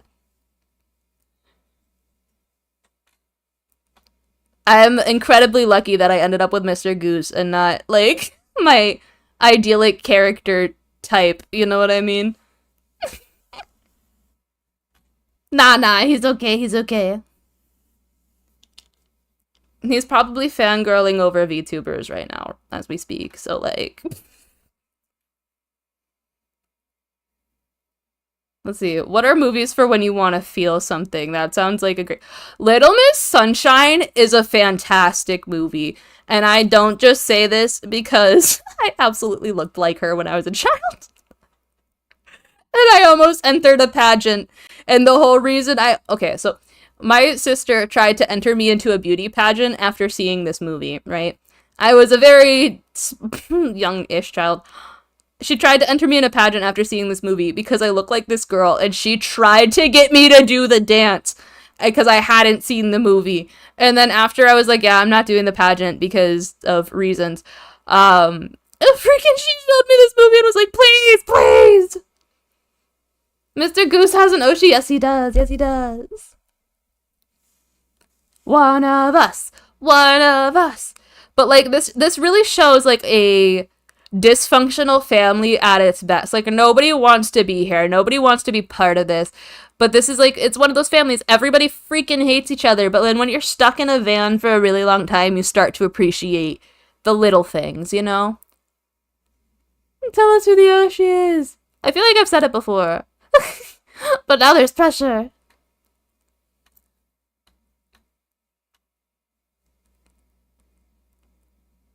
You love the Diddy one. Let's see. Let's see. Do we see any movies here? Apparently, I never want to feel anything because I haven't seen like any of these movies. I've seen Up. I've seen Truman Show, but we've already went over that. I feel like I've heard of this, but I have not seen it. I should probably watch this. Oh yeah, I've heard of this. I've heard of this. I saw clips of this on Twitter, or not Twitter, TikTok. Okay, I'm gonna add this to my watch list because I want to watch this. People cried a lot over that one. Oh, okay, okay. You know, sometimes you really just want to get a good cry out. I've been thinking about that. Sometimes, like, when I want to cry, but, like, there's nothing to cry about, I'll just put on, like, sad dog videos. Not like sad dog videos, but, like, the ones where it starts off sad and then there's, like, a heartwarming ending and then I'll just bawl my eyes out. Like, oh my god, A Dog's Purpose. A Dog's Purpose. Oh, now we have to. I read these books. That's how much I love this. A Dog. Is it A Dog's Life was the first one? Yeah. Nope. A Dog's Purpose.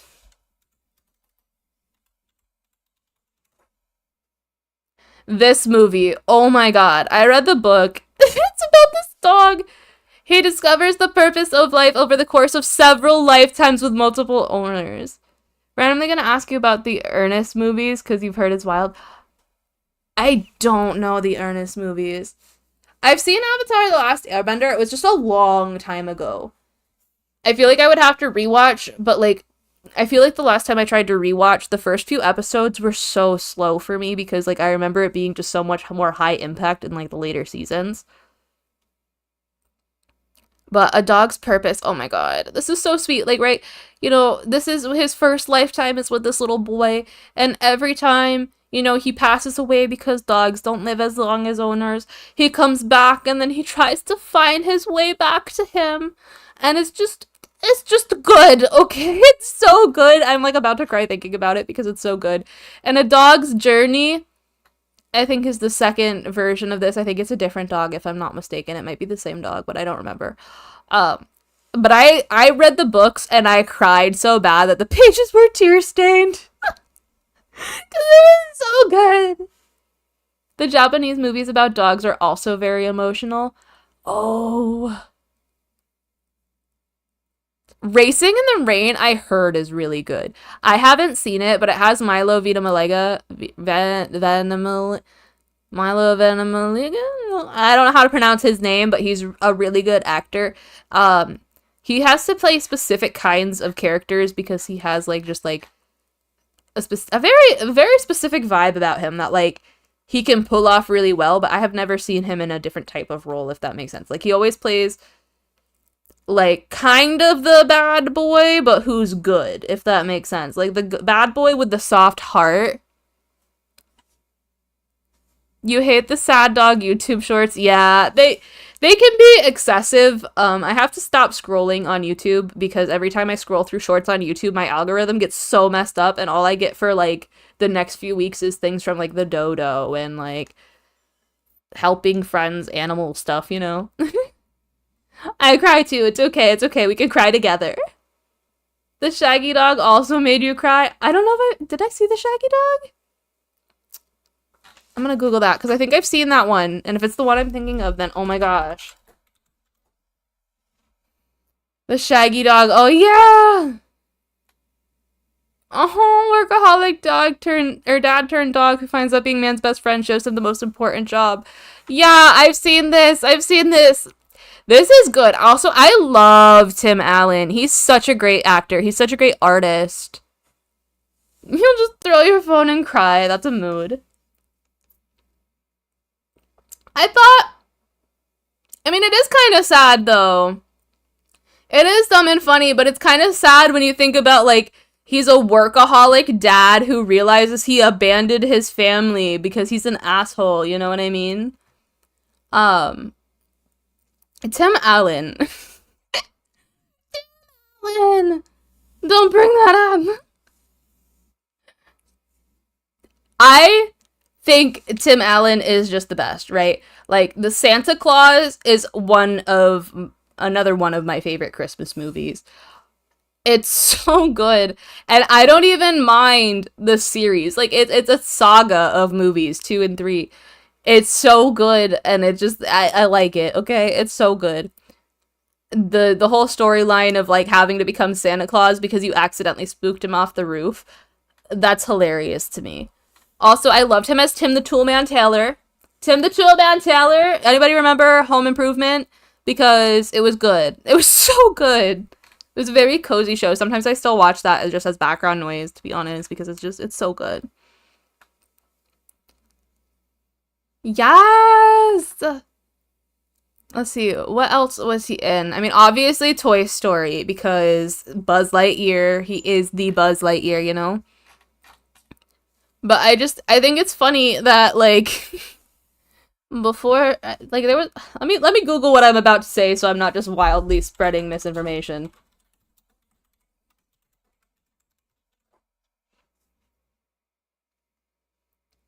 In 1978, Tim Allen was arrested with 1.4 pounds, 650 grams of cocaine. He faced life in prison but made a deal to provide the names of the other drug dealers in exchange for a lighter sentence. He was paroled after 2 years and 4 months.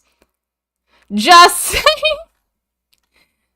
How did he go from a cocaine trafficking criminal to a home improvement star? Half a kilo! What's with celebs and cokes? Well, I'm pretty sure this was it. Let's see, what did it say? It was the 70s? 78. Everybody knows the 80s was like prime time for coke sniffing. So, like, it makes sense. It makes sense that that was, you know, something that ended up happening. But that's quite the career change, right? Yeah. Drives 80 miles to get boba and hot Cheetos. Ooh. I want to get boba. I haven't gotten boba since I moved to the Midwest. And it's not for a lack of boba, it's just for a lack of me knowing what places are good because I'm a little bit picky.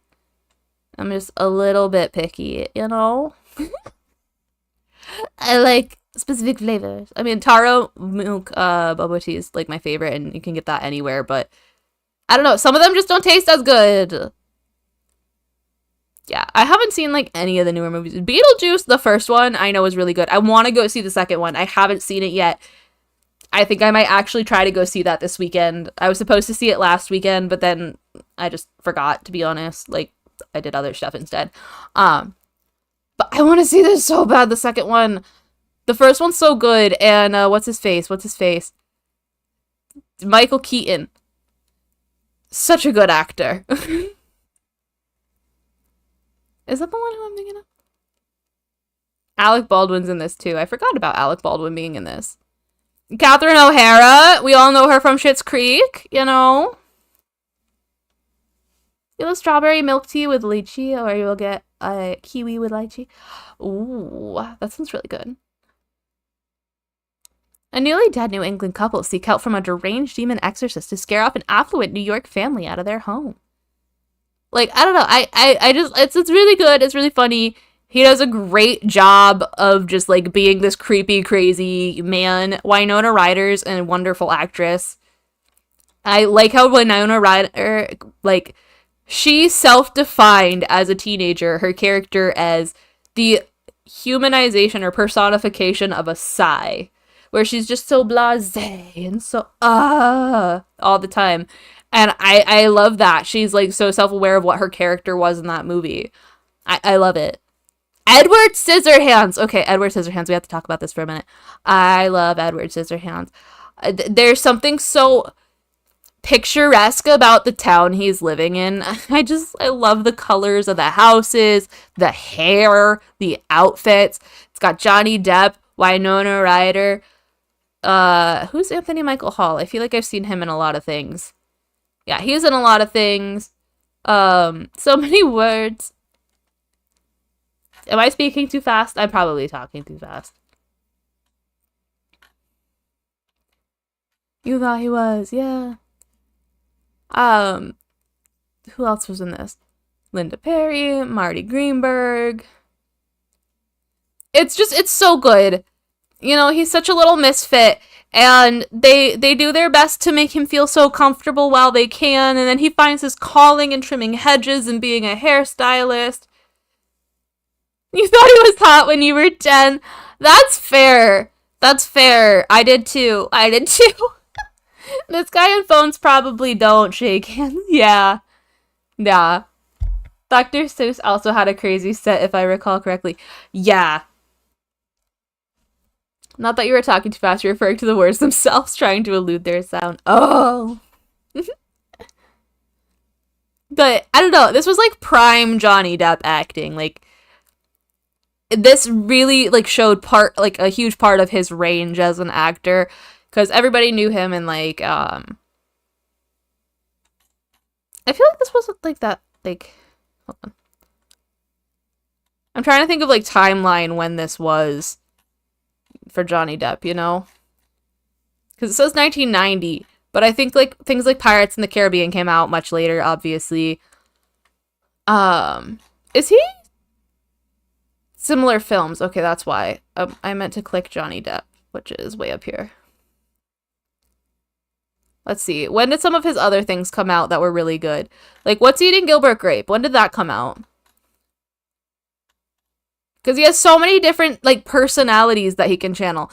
The Rum Diary was pretty good, if I remember correctly. I might be confusing that with another Johnny Depp movie, but I don't know which movie that would be.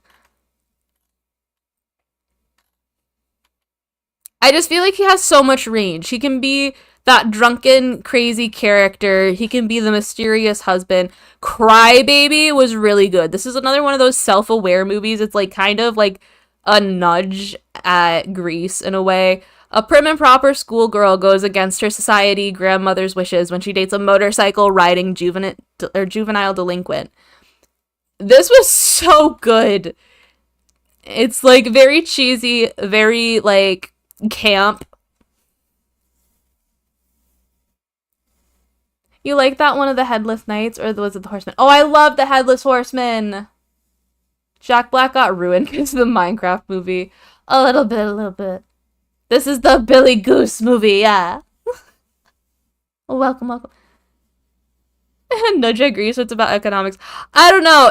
I think it's just kind of like a nod to like that style of movie where, like, first of all, musical. I think there's also a couple like jabs at Footloose. Like, not jabs, it's not the right word, but homage might even be the better word. You know? It's a nod for sure. Nod. Like a nod. She meets him in the school nurse's office when they're getting like vaccines or something. I think it's for like chickenpox vaccine or something. And he has like one little tear come down his face. And it's just so good. It's silly, but it's good. I'm gonna give that one a like. I didn't realize he was in Jack and Jill. The nods show on your model. Yeah. I remember watching The Headless Horseman when I was, like, really little. Is the problem, and so, like, it scared me for a really long time. Let's see. Pirates of the Caribbean. Oh, that's a documentary. It was probably, like, way up at the top, and I missed it. Yeah, let's see. When did Pirates of the Caribbean? 2007. He just has so many characters, like Alice in Wonderland. He plays something completely different here. Rango, he's a completely different character. Sweetie Todd, completely different. Well, he's kind of closer to Edward Scissorhands there. But they're all so different. Sleepy Hollow, that was the Headless Horseman. Skeptical young detective Ichabod Crane gets transferred to the hamlet of Sleepy Hollow, New York, where he's tasked with investigating the decapitations of 3 people, murders of the townfolk attribute to a legendary specter, the Headless Horseman. The tea part is the one you always laughed at. Feeling eepy, so you're just gonna stay for a little bit more? Okay. If you fall asleep, it's okay. I'll try not to honk too loudly.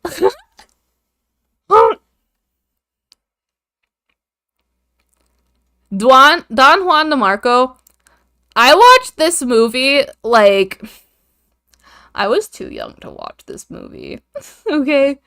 It wasn't new or anything. My sister was just obsessed with Johnny Depp, and, like, you know, we would hang out all the time, so she would put, like, weird movies on sometimes that I wouldn't even, like, recognize because I was a child. But I remember watching Don Juan DeMarco when I was, like, 10, 11. I should not have watched this movie, but this is also the movie that made me love the Bryan Adams song. To really love a woman, to understand her, gotta hold her deep inside. It's so good. It's such a good song, and like I love the guitar in it. Ugh. John Arnold DeMarco is a man who believes he is Don Juan, the greatest lover in the world. Clad in a cape and mask, DeMarco undergoes psychiatric treatment with Dr. Jack Mickler to cure him of his apparent delusion. But the psychiatric sessions have an unexpected effect on the psychiatric staff, and most profoundly, Dr. Mickler, who rekindles the romance in his current complacent marriage. Marlon Brando's in this! Oh no, shit! And we're back to Marlon Brando. I love him. He's a good actor. He's a good actor, okay? Don't judge me. See, what are other movies like this? I should probably obviously give Twilight a like. We'll go over just like the basics. When Bella Swan moves to a small town in the Pacific Northwest, she falls in love with Edward Cullen, a mysterious classmate who reveals himself to be a 108-year-old vampire. He doesn't reveal himself! If you remember right, he doesn't technically reveal himself. She says, like, I know what you are. And he's like, say it out loud. And then she's like, vampire. Oh, good narrator, Billy. Thank you. Good night, Brittany.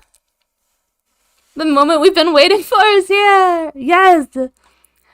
So, like, he doesn't technically reveal himself. She reveals him, like, she outs him. And he's like, yeah. And then he reveals himself. So, kind of.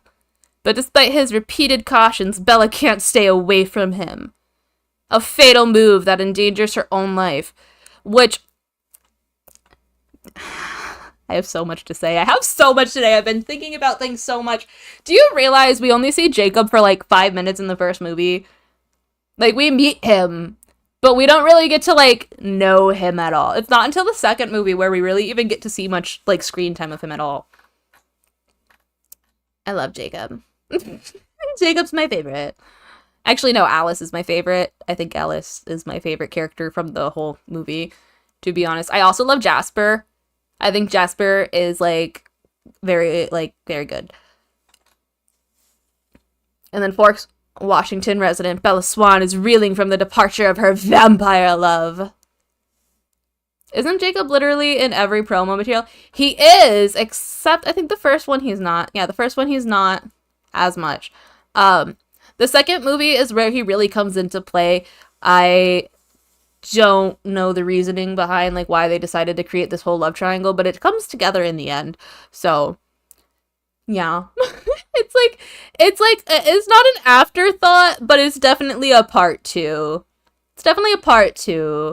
He wasn't wolf mode in the first. Exactly. He wasn't wolf mode. He hadn't what's the word? It's not turned. Ugh! I think he calls it wolfed out at one point. But there's a word. There's a word. I can't think of it. Anywho, when they transform into wolves, he hadn't gotten the chance to do that yet. The value of a guy is when he turns, I guess. Pretty much. Bella just likes monsters, you know? Like, Bella couldn't think about Jacob like that at all until she found out he was a wolf. I think that's kind of funny. Like, she's kind of toxic and terrible, but, like, I get it. Because she's also, like, at the start of the show, I think she's like, 17. Because there's, like, a whole thing about wanting to wait till she was 18 to turn her or whatever. But, like, in puberty. Pretty much. I think it's wolfing out. I think he literally refers to it as wolfing out. It's kind of a red flag, but she's a teenager and like she's one of those edgy teenagers who just wants to be different and like I get it. I don't support it, but I get it. And it ends up working out for her in the end. So like who's the real idiot, you know? Like it's a red flag, but like it worked. It worked. I can call her an idiot all day, but maybe I'm the idiot for not falling in love with like a vampire. I mean, imagine I could have eternal youth. Instead, I just have a doting husband who loves me so much. But I could have had a vampire.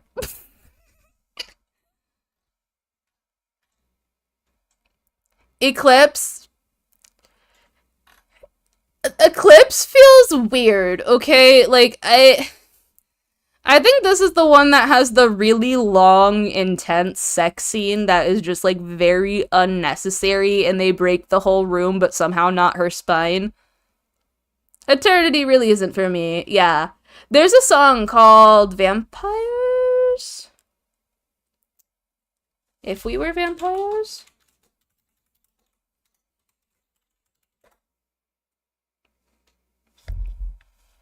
By John Isabel in the 400 unit. Yeah. That's how I feel about eternity realistically. It's like the whole thought of like if we lived forever, love would mean nothing and we would just watch all these relationships like come together and end in death and sadness and tragedy and like we would laugh at all the lovers and their plans.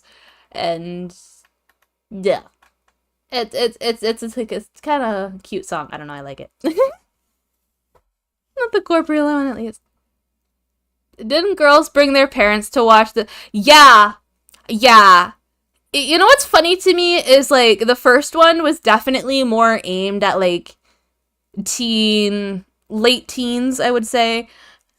The second one, I would say was still aimed closer to like 19, 20. The third one got some really mature themes, okay? Got some really mature themes. And then Breaking Dawn in 1 and 2, I don't think there's anything too bad. Other than like murder and war. But you can't imagine that without laughing a bit. Yeah. My I don't know, but here's the thing. Here's the thing, especially like girl dads. Girl dads will go to things and they will just sit there and make the dumbest jokes the whole time. I remember I had a sleepover once and I think I was like 16. When did Magic Mike come out? I'm not gonna like reveal my age based on that, but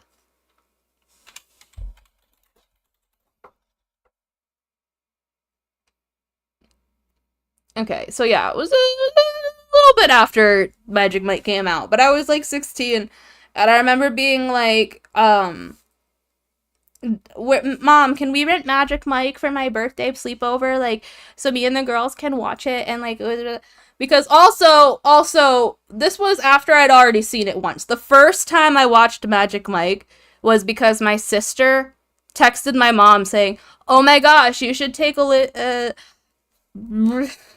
you should take a look at this new movie that came out. It's about dancers." And freaking freaking that was the only context she gave her, right? Like you should take Billy to go see this whole movie, take a look at it, see what you think.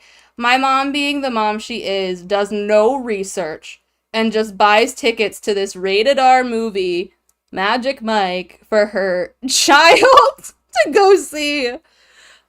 Um we already know Billy's under 35. Chat, update the board. That's fair. That's fair. Freaking. So I saw it in theaters. The margin is slowly becoming more precise. To be fair, with my taste and interest, don't I make it harder on you? Don't I make it a little harder on you? Sitting here with like On the Waterfront being one of the movies I yapped a bit about from the like 50s. Not really. Damn. I don't know. So you watched that with your mom. Yeah, my mom did not know. She had no idea. She had no idea. The first time I watched it was with her, right? So the second time I watched it, I was like, oh, well, I've already watched it. So, like, what's the big deal, Mom? Can't we rent it for me and my friends to watch at my sleepover? And, she was like, fine, fine, fine, but you have to watch it in the living room. Like, I don't know what she thought we were gonna do, but, like, you have to watch it in the living room, blah, blah, blah. My dad sat in the living room the entire time making jokes about how men don't look like this. What is he doing? Like, oh, this is 9 Inch Nails. I love 9 Inch Nails. I think that was the first one that, it might have been, like, the second one when I had, like, watched it the second time. I don't know. But, like, we might have gotten both. I just remember watching Magic Mike with my friends and being extremely uncomfortable as my dad was just, like, sitting there cracking dad jokes the entire time about male strippers. So, I suppose we all have incredibly varied interests despite our age. I, for once, could be mistaken with a 50-year-old due to my taste in many things. Fair, you know? Like, you never know. You never know. I'm sitting here like, oh, I love dolls, but also, I love James May. This old man who's, like, amazing. Let's see. Is Top Gear on here at all? I love Top Gear. I know that it's not really a movie, but... Or not Top Gear. Not Top Gear. Oh my god. Yeah, Top Gear. Right? This is not what I was talking about. Top Gear. Yes. Top Gear. These guys. 10 out of 10. Okay. I love them. The Grand Tour guys. This one right here. James May, I think, is incredibly attractive. Richard Hammond reminds me of Robert Downey Jr. But James May, this oldie, this gray silver fox, like, he's beautiful. Your dad has incredible mental strength. I would have walked out with the room. Well, he was like, I have to supervise and make sure these girls aren't, like, getting into no trouble and they're not, like, you know, watching anything, like, too bad. And it was pretty bad, but, you know, late teens. What are you gonna do? They're either gonna watch it on their own, find a way to watch it on their own, or you can supervise them and make bad jokes the entire time. Like, what are you gonna do? Triple whammy of gilfs. Yeah, honestly, even Jeremy Clarkson a little bit. What's wrong with me? Oh my god. I recently followed them all on Twitter. Because I just, like, they tweet really random things, and I kind of love it. Like, Jeremy Clarkson has a farm now. He runs a farm. You never had the talk, but still managed to figure it all out before school had the chance to teach me about it. Honestly, with media, I feel like it's really hard to keep your kids sheltered from that in general.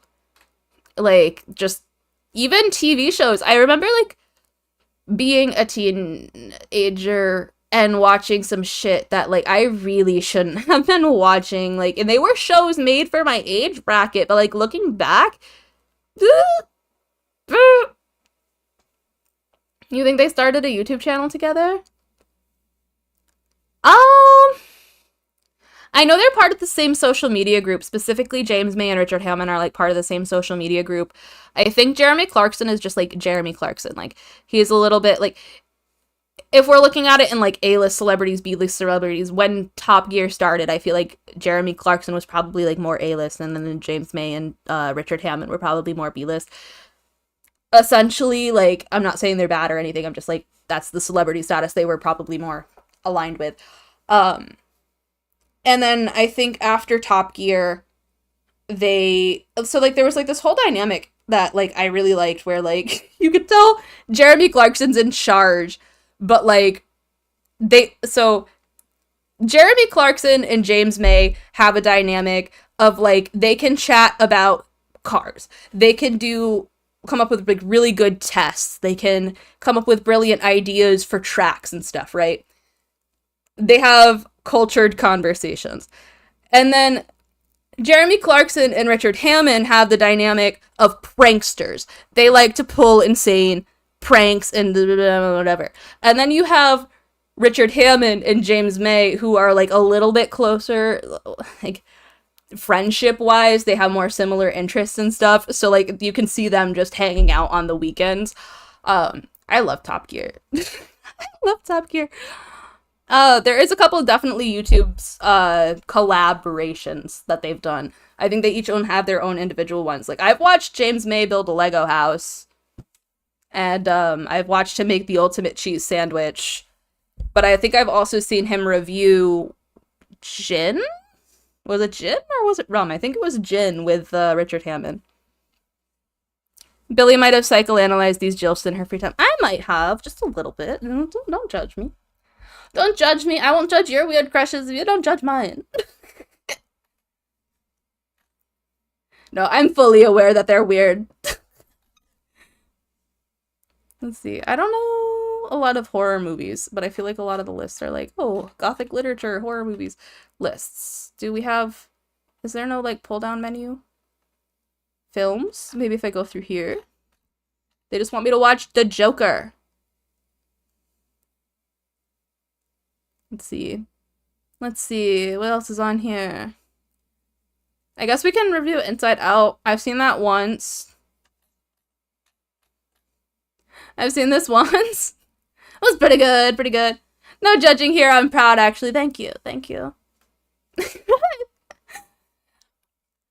If you think, if you're proud of me, you'll be so proud when you hear me say that I love Clint Eastwood. Oh, you know what? Let's look up Clint Eastwood. Hold on. That's a good one.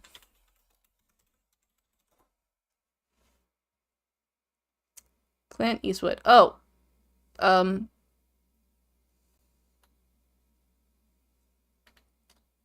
That one? Yeah, okay. Gran Torino. Okay. Gran Torino is a great movie. Disgruntled Korean War veteran Walt Kowalski sets out to reform his neighborhood. Thao Lor, a Hmong teenager who tried to steal Kowalski's prized possession, a 1972 Gran Torino. So the whole story is basically, you know, he has a bias about, like, the Asian community as a whole. Like, he specifically has a thing against Koreans because he was in the Korean War, but because he's an old disgruntled man, he kind of mixes and loops them all together. And it's not until this Hmong teenager tries to repay him for the debt, right? Like, he's like, you know, I tried to steal your car. I'm actually really ashamed of it. I want to help you out, and, like, I want to offer my services until I can make it up to you. And then they become not, like, friends, but he develops a respect for Hmong culture a little bit. He realizes that, like, people are more than what he just has as a bias.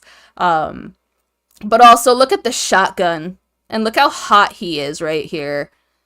Like, ugh. But, like, he changes his ways, and, like, you know, there's more details and stuff. I don't want to give too much away, but, like, he really changes his opinion, especially on the Hmong family next door.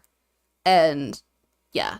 This is a really good movie. This is, like, a really good movie. You have to watch the whole movie to love it. Like, because if you watch the first, like, 10, 15 minutes, you're gonna be like, oh, I don't want to watch Clint Eastwood just being a racist old man. But when you get through the movie, it's like, oh, okay, character development. We love that. I love character development. I didn't realize he was in Casper. Who did he play in Casper? Excuse me? He was just Clint Eastwood, but uncredited. Okay. Love over hate. Exactly. It's a love over hate movie. Like, he literally ends up saving the kid's life. Like, it's just... Oh, it's such a good movie. The storytelling. I'm here for storytelling. What other movies has he did? He produced Changeling, which was a really good movie with Angelina Jolie about real-life murders that took place in, I think, the 1950s. I don't know. I did a whole report on this once. This another movie that makes me despise men. Beautiful. It's definitely not like a feminist movie or anything. It's just like a fucking 1920s. 1920s is when this was. But Angelina Jolie, her son's kidnapped and is brought back home. But when she realizes that the boy returned to her isn't her child, the police captain has her committed to an asylum. You know, like she realizes the kid that was returned to her wasn't her kid, and the police captain has her committed to an asylum because he's like, "You're crazy. This is your son. How can you not think it's your son?" But it's not her son. And then so she goes through all the effort of taking him to like doctors and stuff to be like, "Can you like my son was circumcised. This kid is not. Like this is not my son." That's fricked up. Yeah, this was based on true story too. Like this Christine Collins is a real woman. And because of like her dedication to being like, this is not my kid. He just wanted a ticket to like or to Los Angeles, I think it was. Have fun.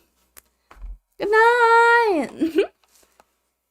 See you later, foe. It's like just a flash into the LAPD corruption, first of all. Even, like, beyond the whole gender thing of, like, oh, well, she's a woman. She's just insane.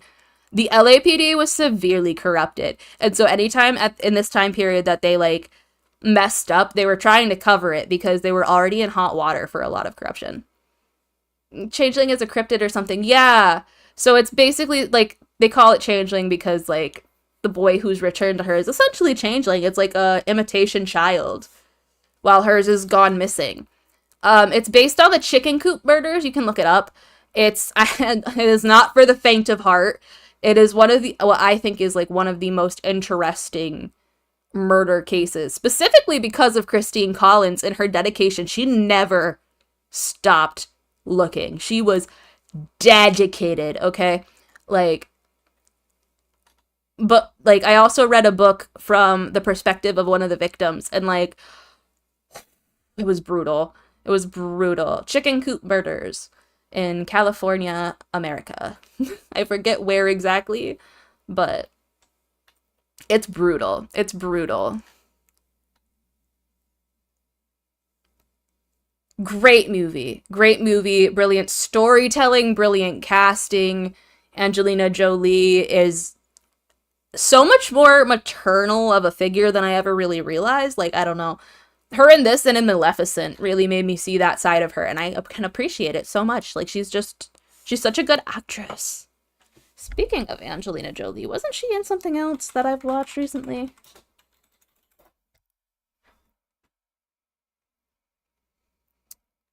She was in Kung Fu Panda! I mean, granted, I didn't watch that, like, super recently, but she was Tigress. Tigress. Oh. I knew that I liked a tiger in this movie. I was like, I don't see a tiger in the picture. I must be misremembering. But no, I remember. I remember. So apparently I have a crush on Angelina Jolie. More news at 11. Shark Tale. I didn't realize she was in Shark Tale. Shark Tale's also a great movie. I think this is where I learned the song Working at the Car Wash, yeah. I'm pretty sure that was in this movie. That or just completely unrelated. Another Will Smith. Robert De Niro. Robert De Niro, great actor. Great actor. He's such a good actor. I saw him recently in The Intern. And again, with Anne Hathaway. I love Anne Hathaway. The Intern was such a good movie. Experience never gets old. 70-year-old widower Ben Whitaker has discovered that retirement isn't all it's cracked up to be. Seizing an opportunity to get back in the game, he becomes a senior intern at an online fashion site run by Jules Austin. No wonder the last Kung Fu Panda didn't have the Five Furious. All the voice actors must have fat paychecks. Yeah, I bet. It's kind of funny. Like, that's why Matthew McConaughey wasn't in Magic Mike 2, is because from Magic Mike 1, he garnered so much success that his pay rate went way up, and they couldn't afford him for the second movie. So it wouldn't surprise me if that, like, exact thing happened to Angelina Jolie or, like, some of the other voice actors. But this movie, The Intern, it's just, like, it's another one of those, like, old people and young person friendships. No romance, no weirdness, just, like, pure friendship, like father figure. She's like trying to fix her life. She's trying to figure everything out. She's trying to run everything. She needs a little help, but she doesn't know how to take it because she's controlling.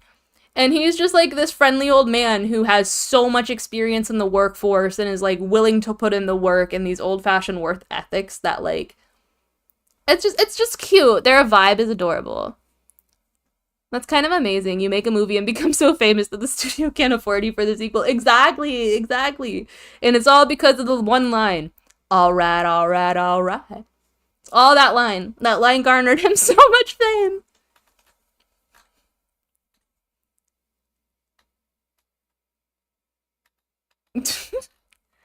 There's like so much that is like it's just in this. It's a very good movie. 10 out of 10. Let's see. What are similar movies? Click! Adam Sandler. I love Adam Sandler. I hate that I love Adam Sandler so much. Like his movies are so goofy, but like they're so good. There's like a time period, I think like up until maybe 51st Dates. I love 51st Dates with Drew Barrymore. Oh my god. So basically, she forgets everything the day after it happened. She thinks it's the same day from like 10 years ago because she was in a car accident. And he's like a super player boy. But when he meets her, his whole thing changes and he like every day he tries to like make her love him again and again. And it's just like ugh. It's a cute movie. It's a cute movie. He falls in love with her after she has this like brain trauma. Instead of like, oh, well, he already loved her and like her brain is messed up now. No, he falls in love with her after the trauma. And also, what's his face? Rob Schneider's character in this is hilarious to me. Happy Gilmore's amazing. Everybody's seen that though, like everybody knows.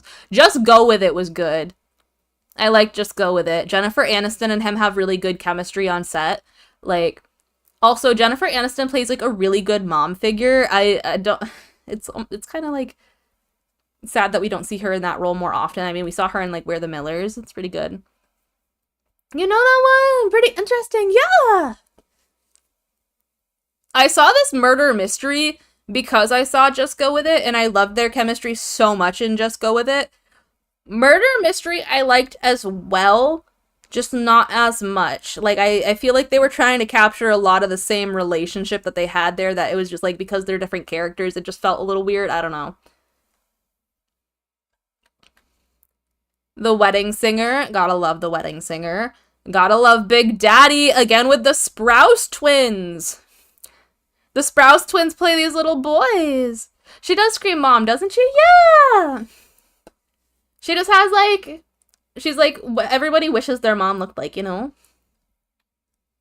The Water Boy. Hot Chick was pretty good. Jack and Jill, I have so many mixed feelings about this movie. It was kind of like really, really, really, really, really, really, really, really, really bad. But Al Pacino making a Dunkin' Donuts Dunkachino commercial almost makes up for this entire movie, okay? It almost makes up for the entire rest of the movie, watching Al Pacino do Dunkachino. My name is Al. Or, no, my name is Dunkachino. Hold on. Al Pacino.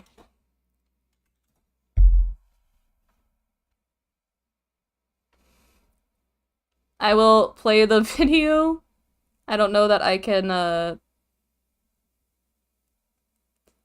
do I bring this up here?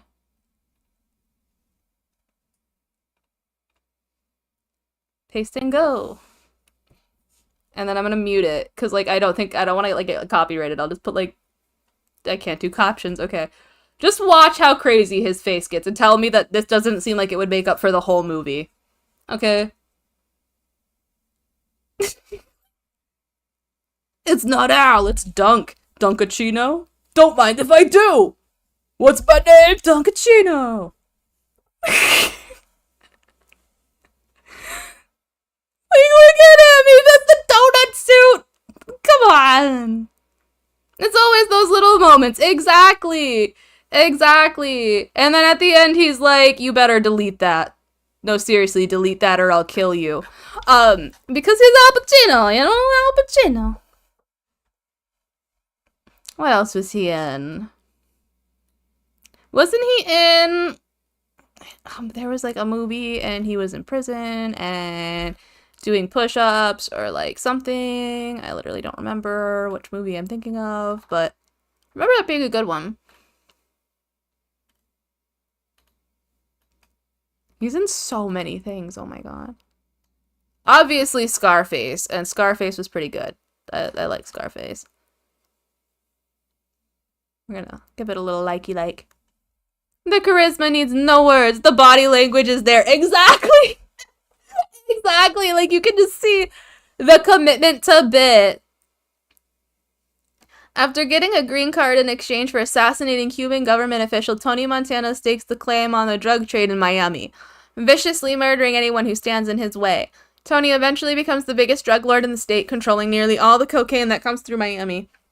But increased pressure from the police, wars with Colombian drug cartels, and his own drug-fueled paranoia serve to fuel the flames of his eventual downfall. Honestly, so, like, you know how everybody has, like, fascinations with serial killers? I love hearing about drug dealers. Like specifically, like, kingpins of the drug cartels and stuff. Like, I just think that the stories that they have and, like, the interpretations in cinema, I like it. I like it. Say hello to my little friend. Yeah. Yeah. What was it recently? I think it was like there was a Pablo Escobar thing on Netflix that I binged in like 2 days. I don't know. So like I don't honestly remember a lot of it because I was binging it so heavily that like it kind of went in one ear and out the other. But I was like entranced by that for the few days that I was binging. Again, Goodfellas. Or am I thinking of Blow? Which, no, it's Ray Liotta getting chased in the helicopter. That's Goodfellas. Ah, The Irishman, I feel like I remember being this good, or this being good, but I don't entirely remember it. Frank Sheeran, war veteran, Irish origin, truck driver, accidentally meets mobster Russell Buffalino. Once becomes a trusted man, he sends him to Chicago with the help of helping Jimmy Hoffa, a powerful union leader. Oh, I love mobster movies. It's understandable. We do get fascinated by people that are out in terms of personality and just the way they are. Yeah! It's just, like, it's fascinating. Especially, like, mobster-related drug deals and stuff. Like, there's, like, cartels. Like, it's organization. Organized crime. That's the key. Organized crime is interesting. Whether it be drugs or laundering money or, like, anything like that. There's a reason cult leaders can get such flocks. Yeah. Yeah. On that note, it is starting to get a little bit late for me, so I might say let's start wrapping this up a little bit. I hope you had fun talking about movies with me. Indeed, they built underground empires. Yeah! I remember when I was in elementary school, I was like, oh my god, how can I start a mob in school? Like, I remember thinking that as a child because I watched some sort of mob movie. It might have even been The Godfather, like, in passing with my dad watching it on TV or something. But, freaking, I was like, okay, I could sell silly bands and I could make those little bracelets out of that rubber cording and I could sell them and I could, I don't know, make some money that way, and then I could pay students to, like, do whatever I want. I had, like, a whole little, like, mini business practice in mind, but as soon as I came up with the idea, they banned silly bands in my school, so, you know, that kind of put a rein on my parade, but that's fine. I remember thinking if I get really good at this mob boss crime, I can steal cigarettes from my father and then just sell them on the playground. Never happened, like, that, I never did that, but I remember having the thought, and the thought alone is scary. I wanted to be a little mini Billy Bob mob boss. It would have been hilarious. I've always had a wild imagination, you know? On that note, I don't do crimes, okay? I'm not a criminal. I have to state that for the record. I don't do that. I never actually did it. I just thought about it. I had fun yapping about movies with you, though. And, this was really fun. We should do more streams like this. I like just talking and yapping and, like, I don't know. I'm having fun. And I'm just, like, bobbing my head around because now I also have to pee. But, yeah. Thank you so much for coming. The schedule should be out tomorrow. And I'll let you know what we're doing with that. It is going to be a light week.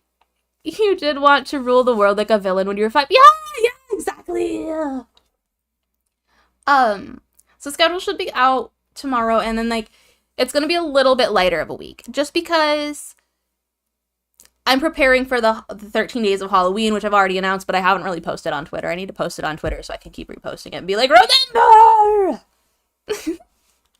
But, yeah. I'm gonna wrap it up here.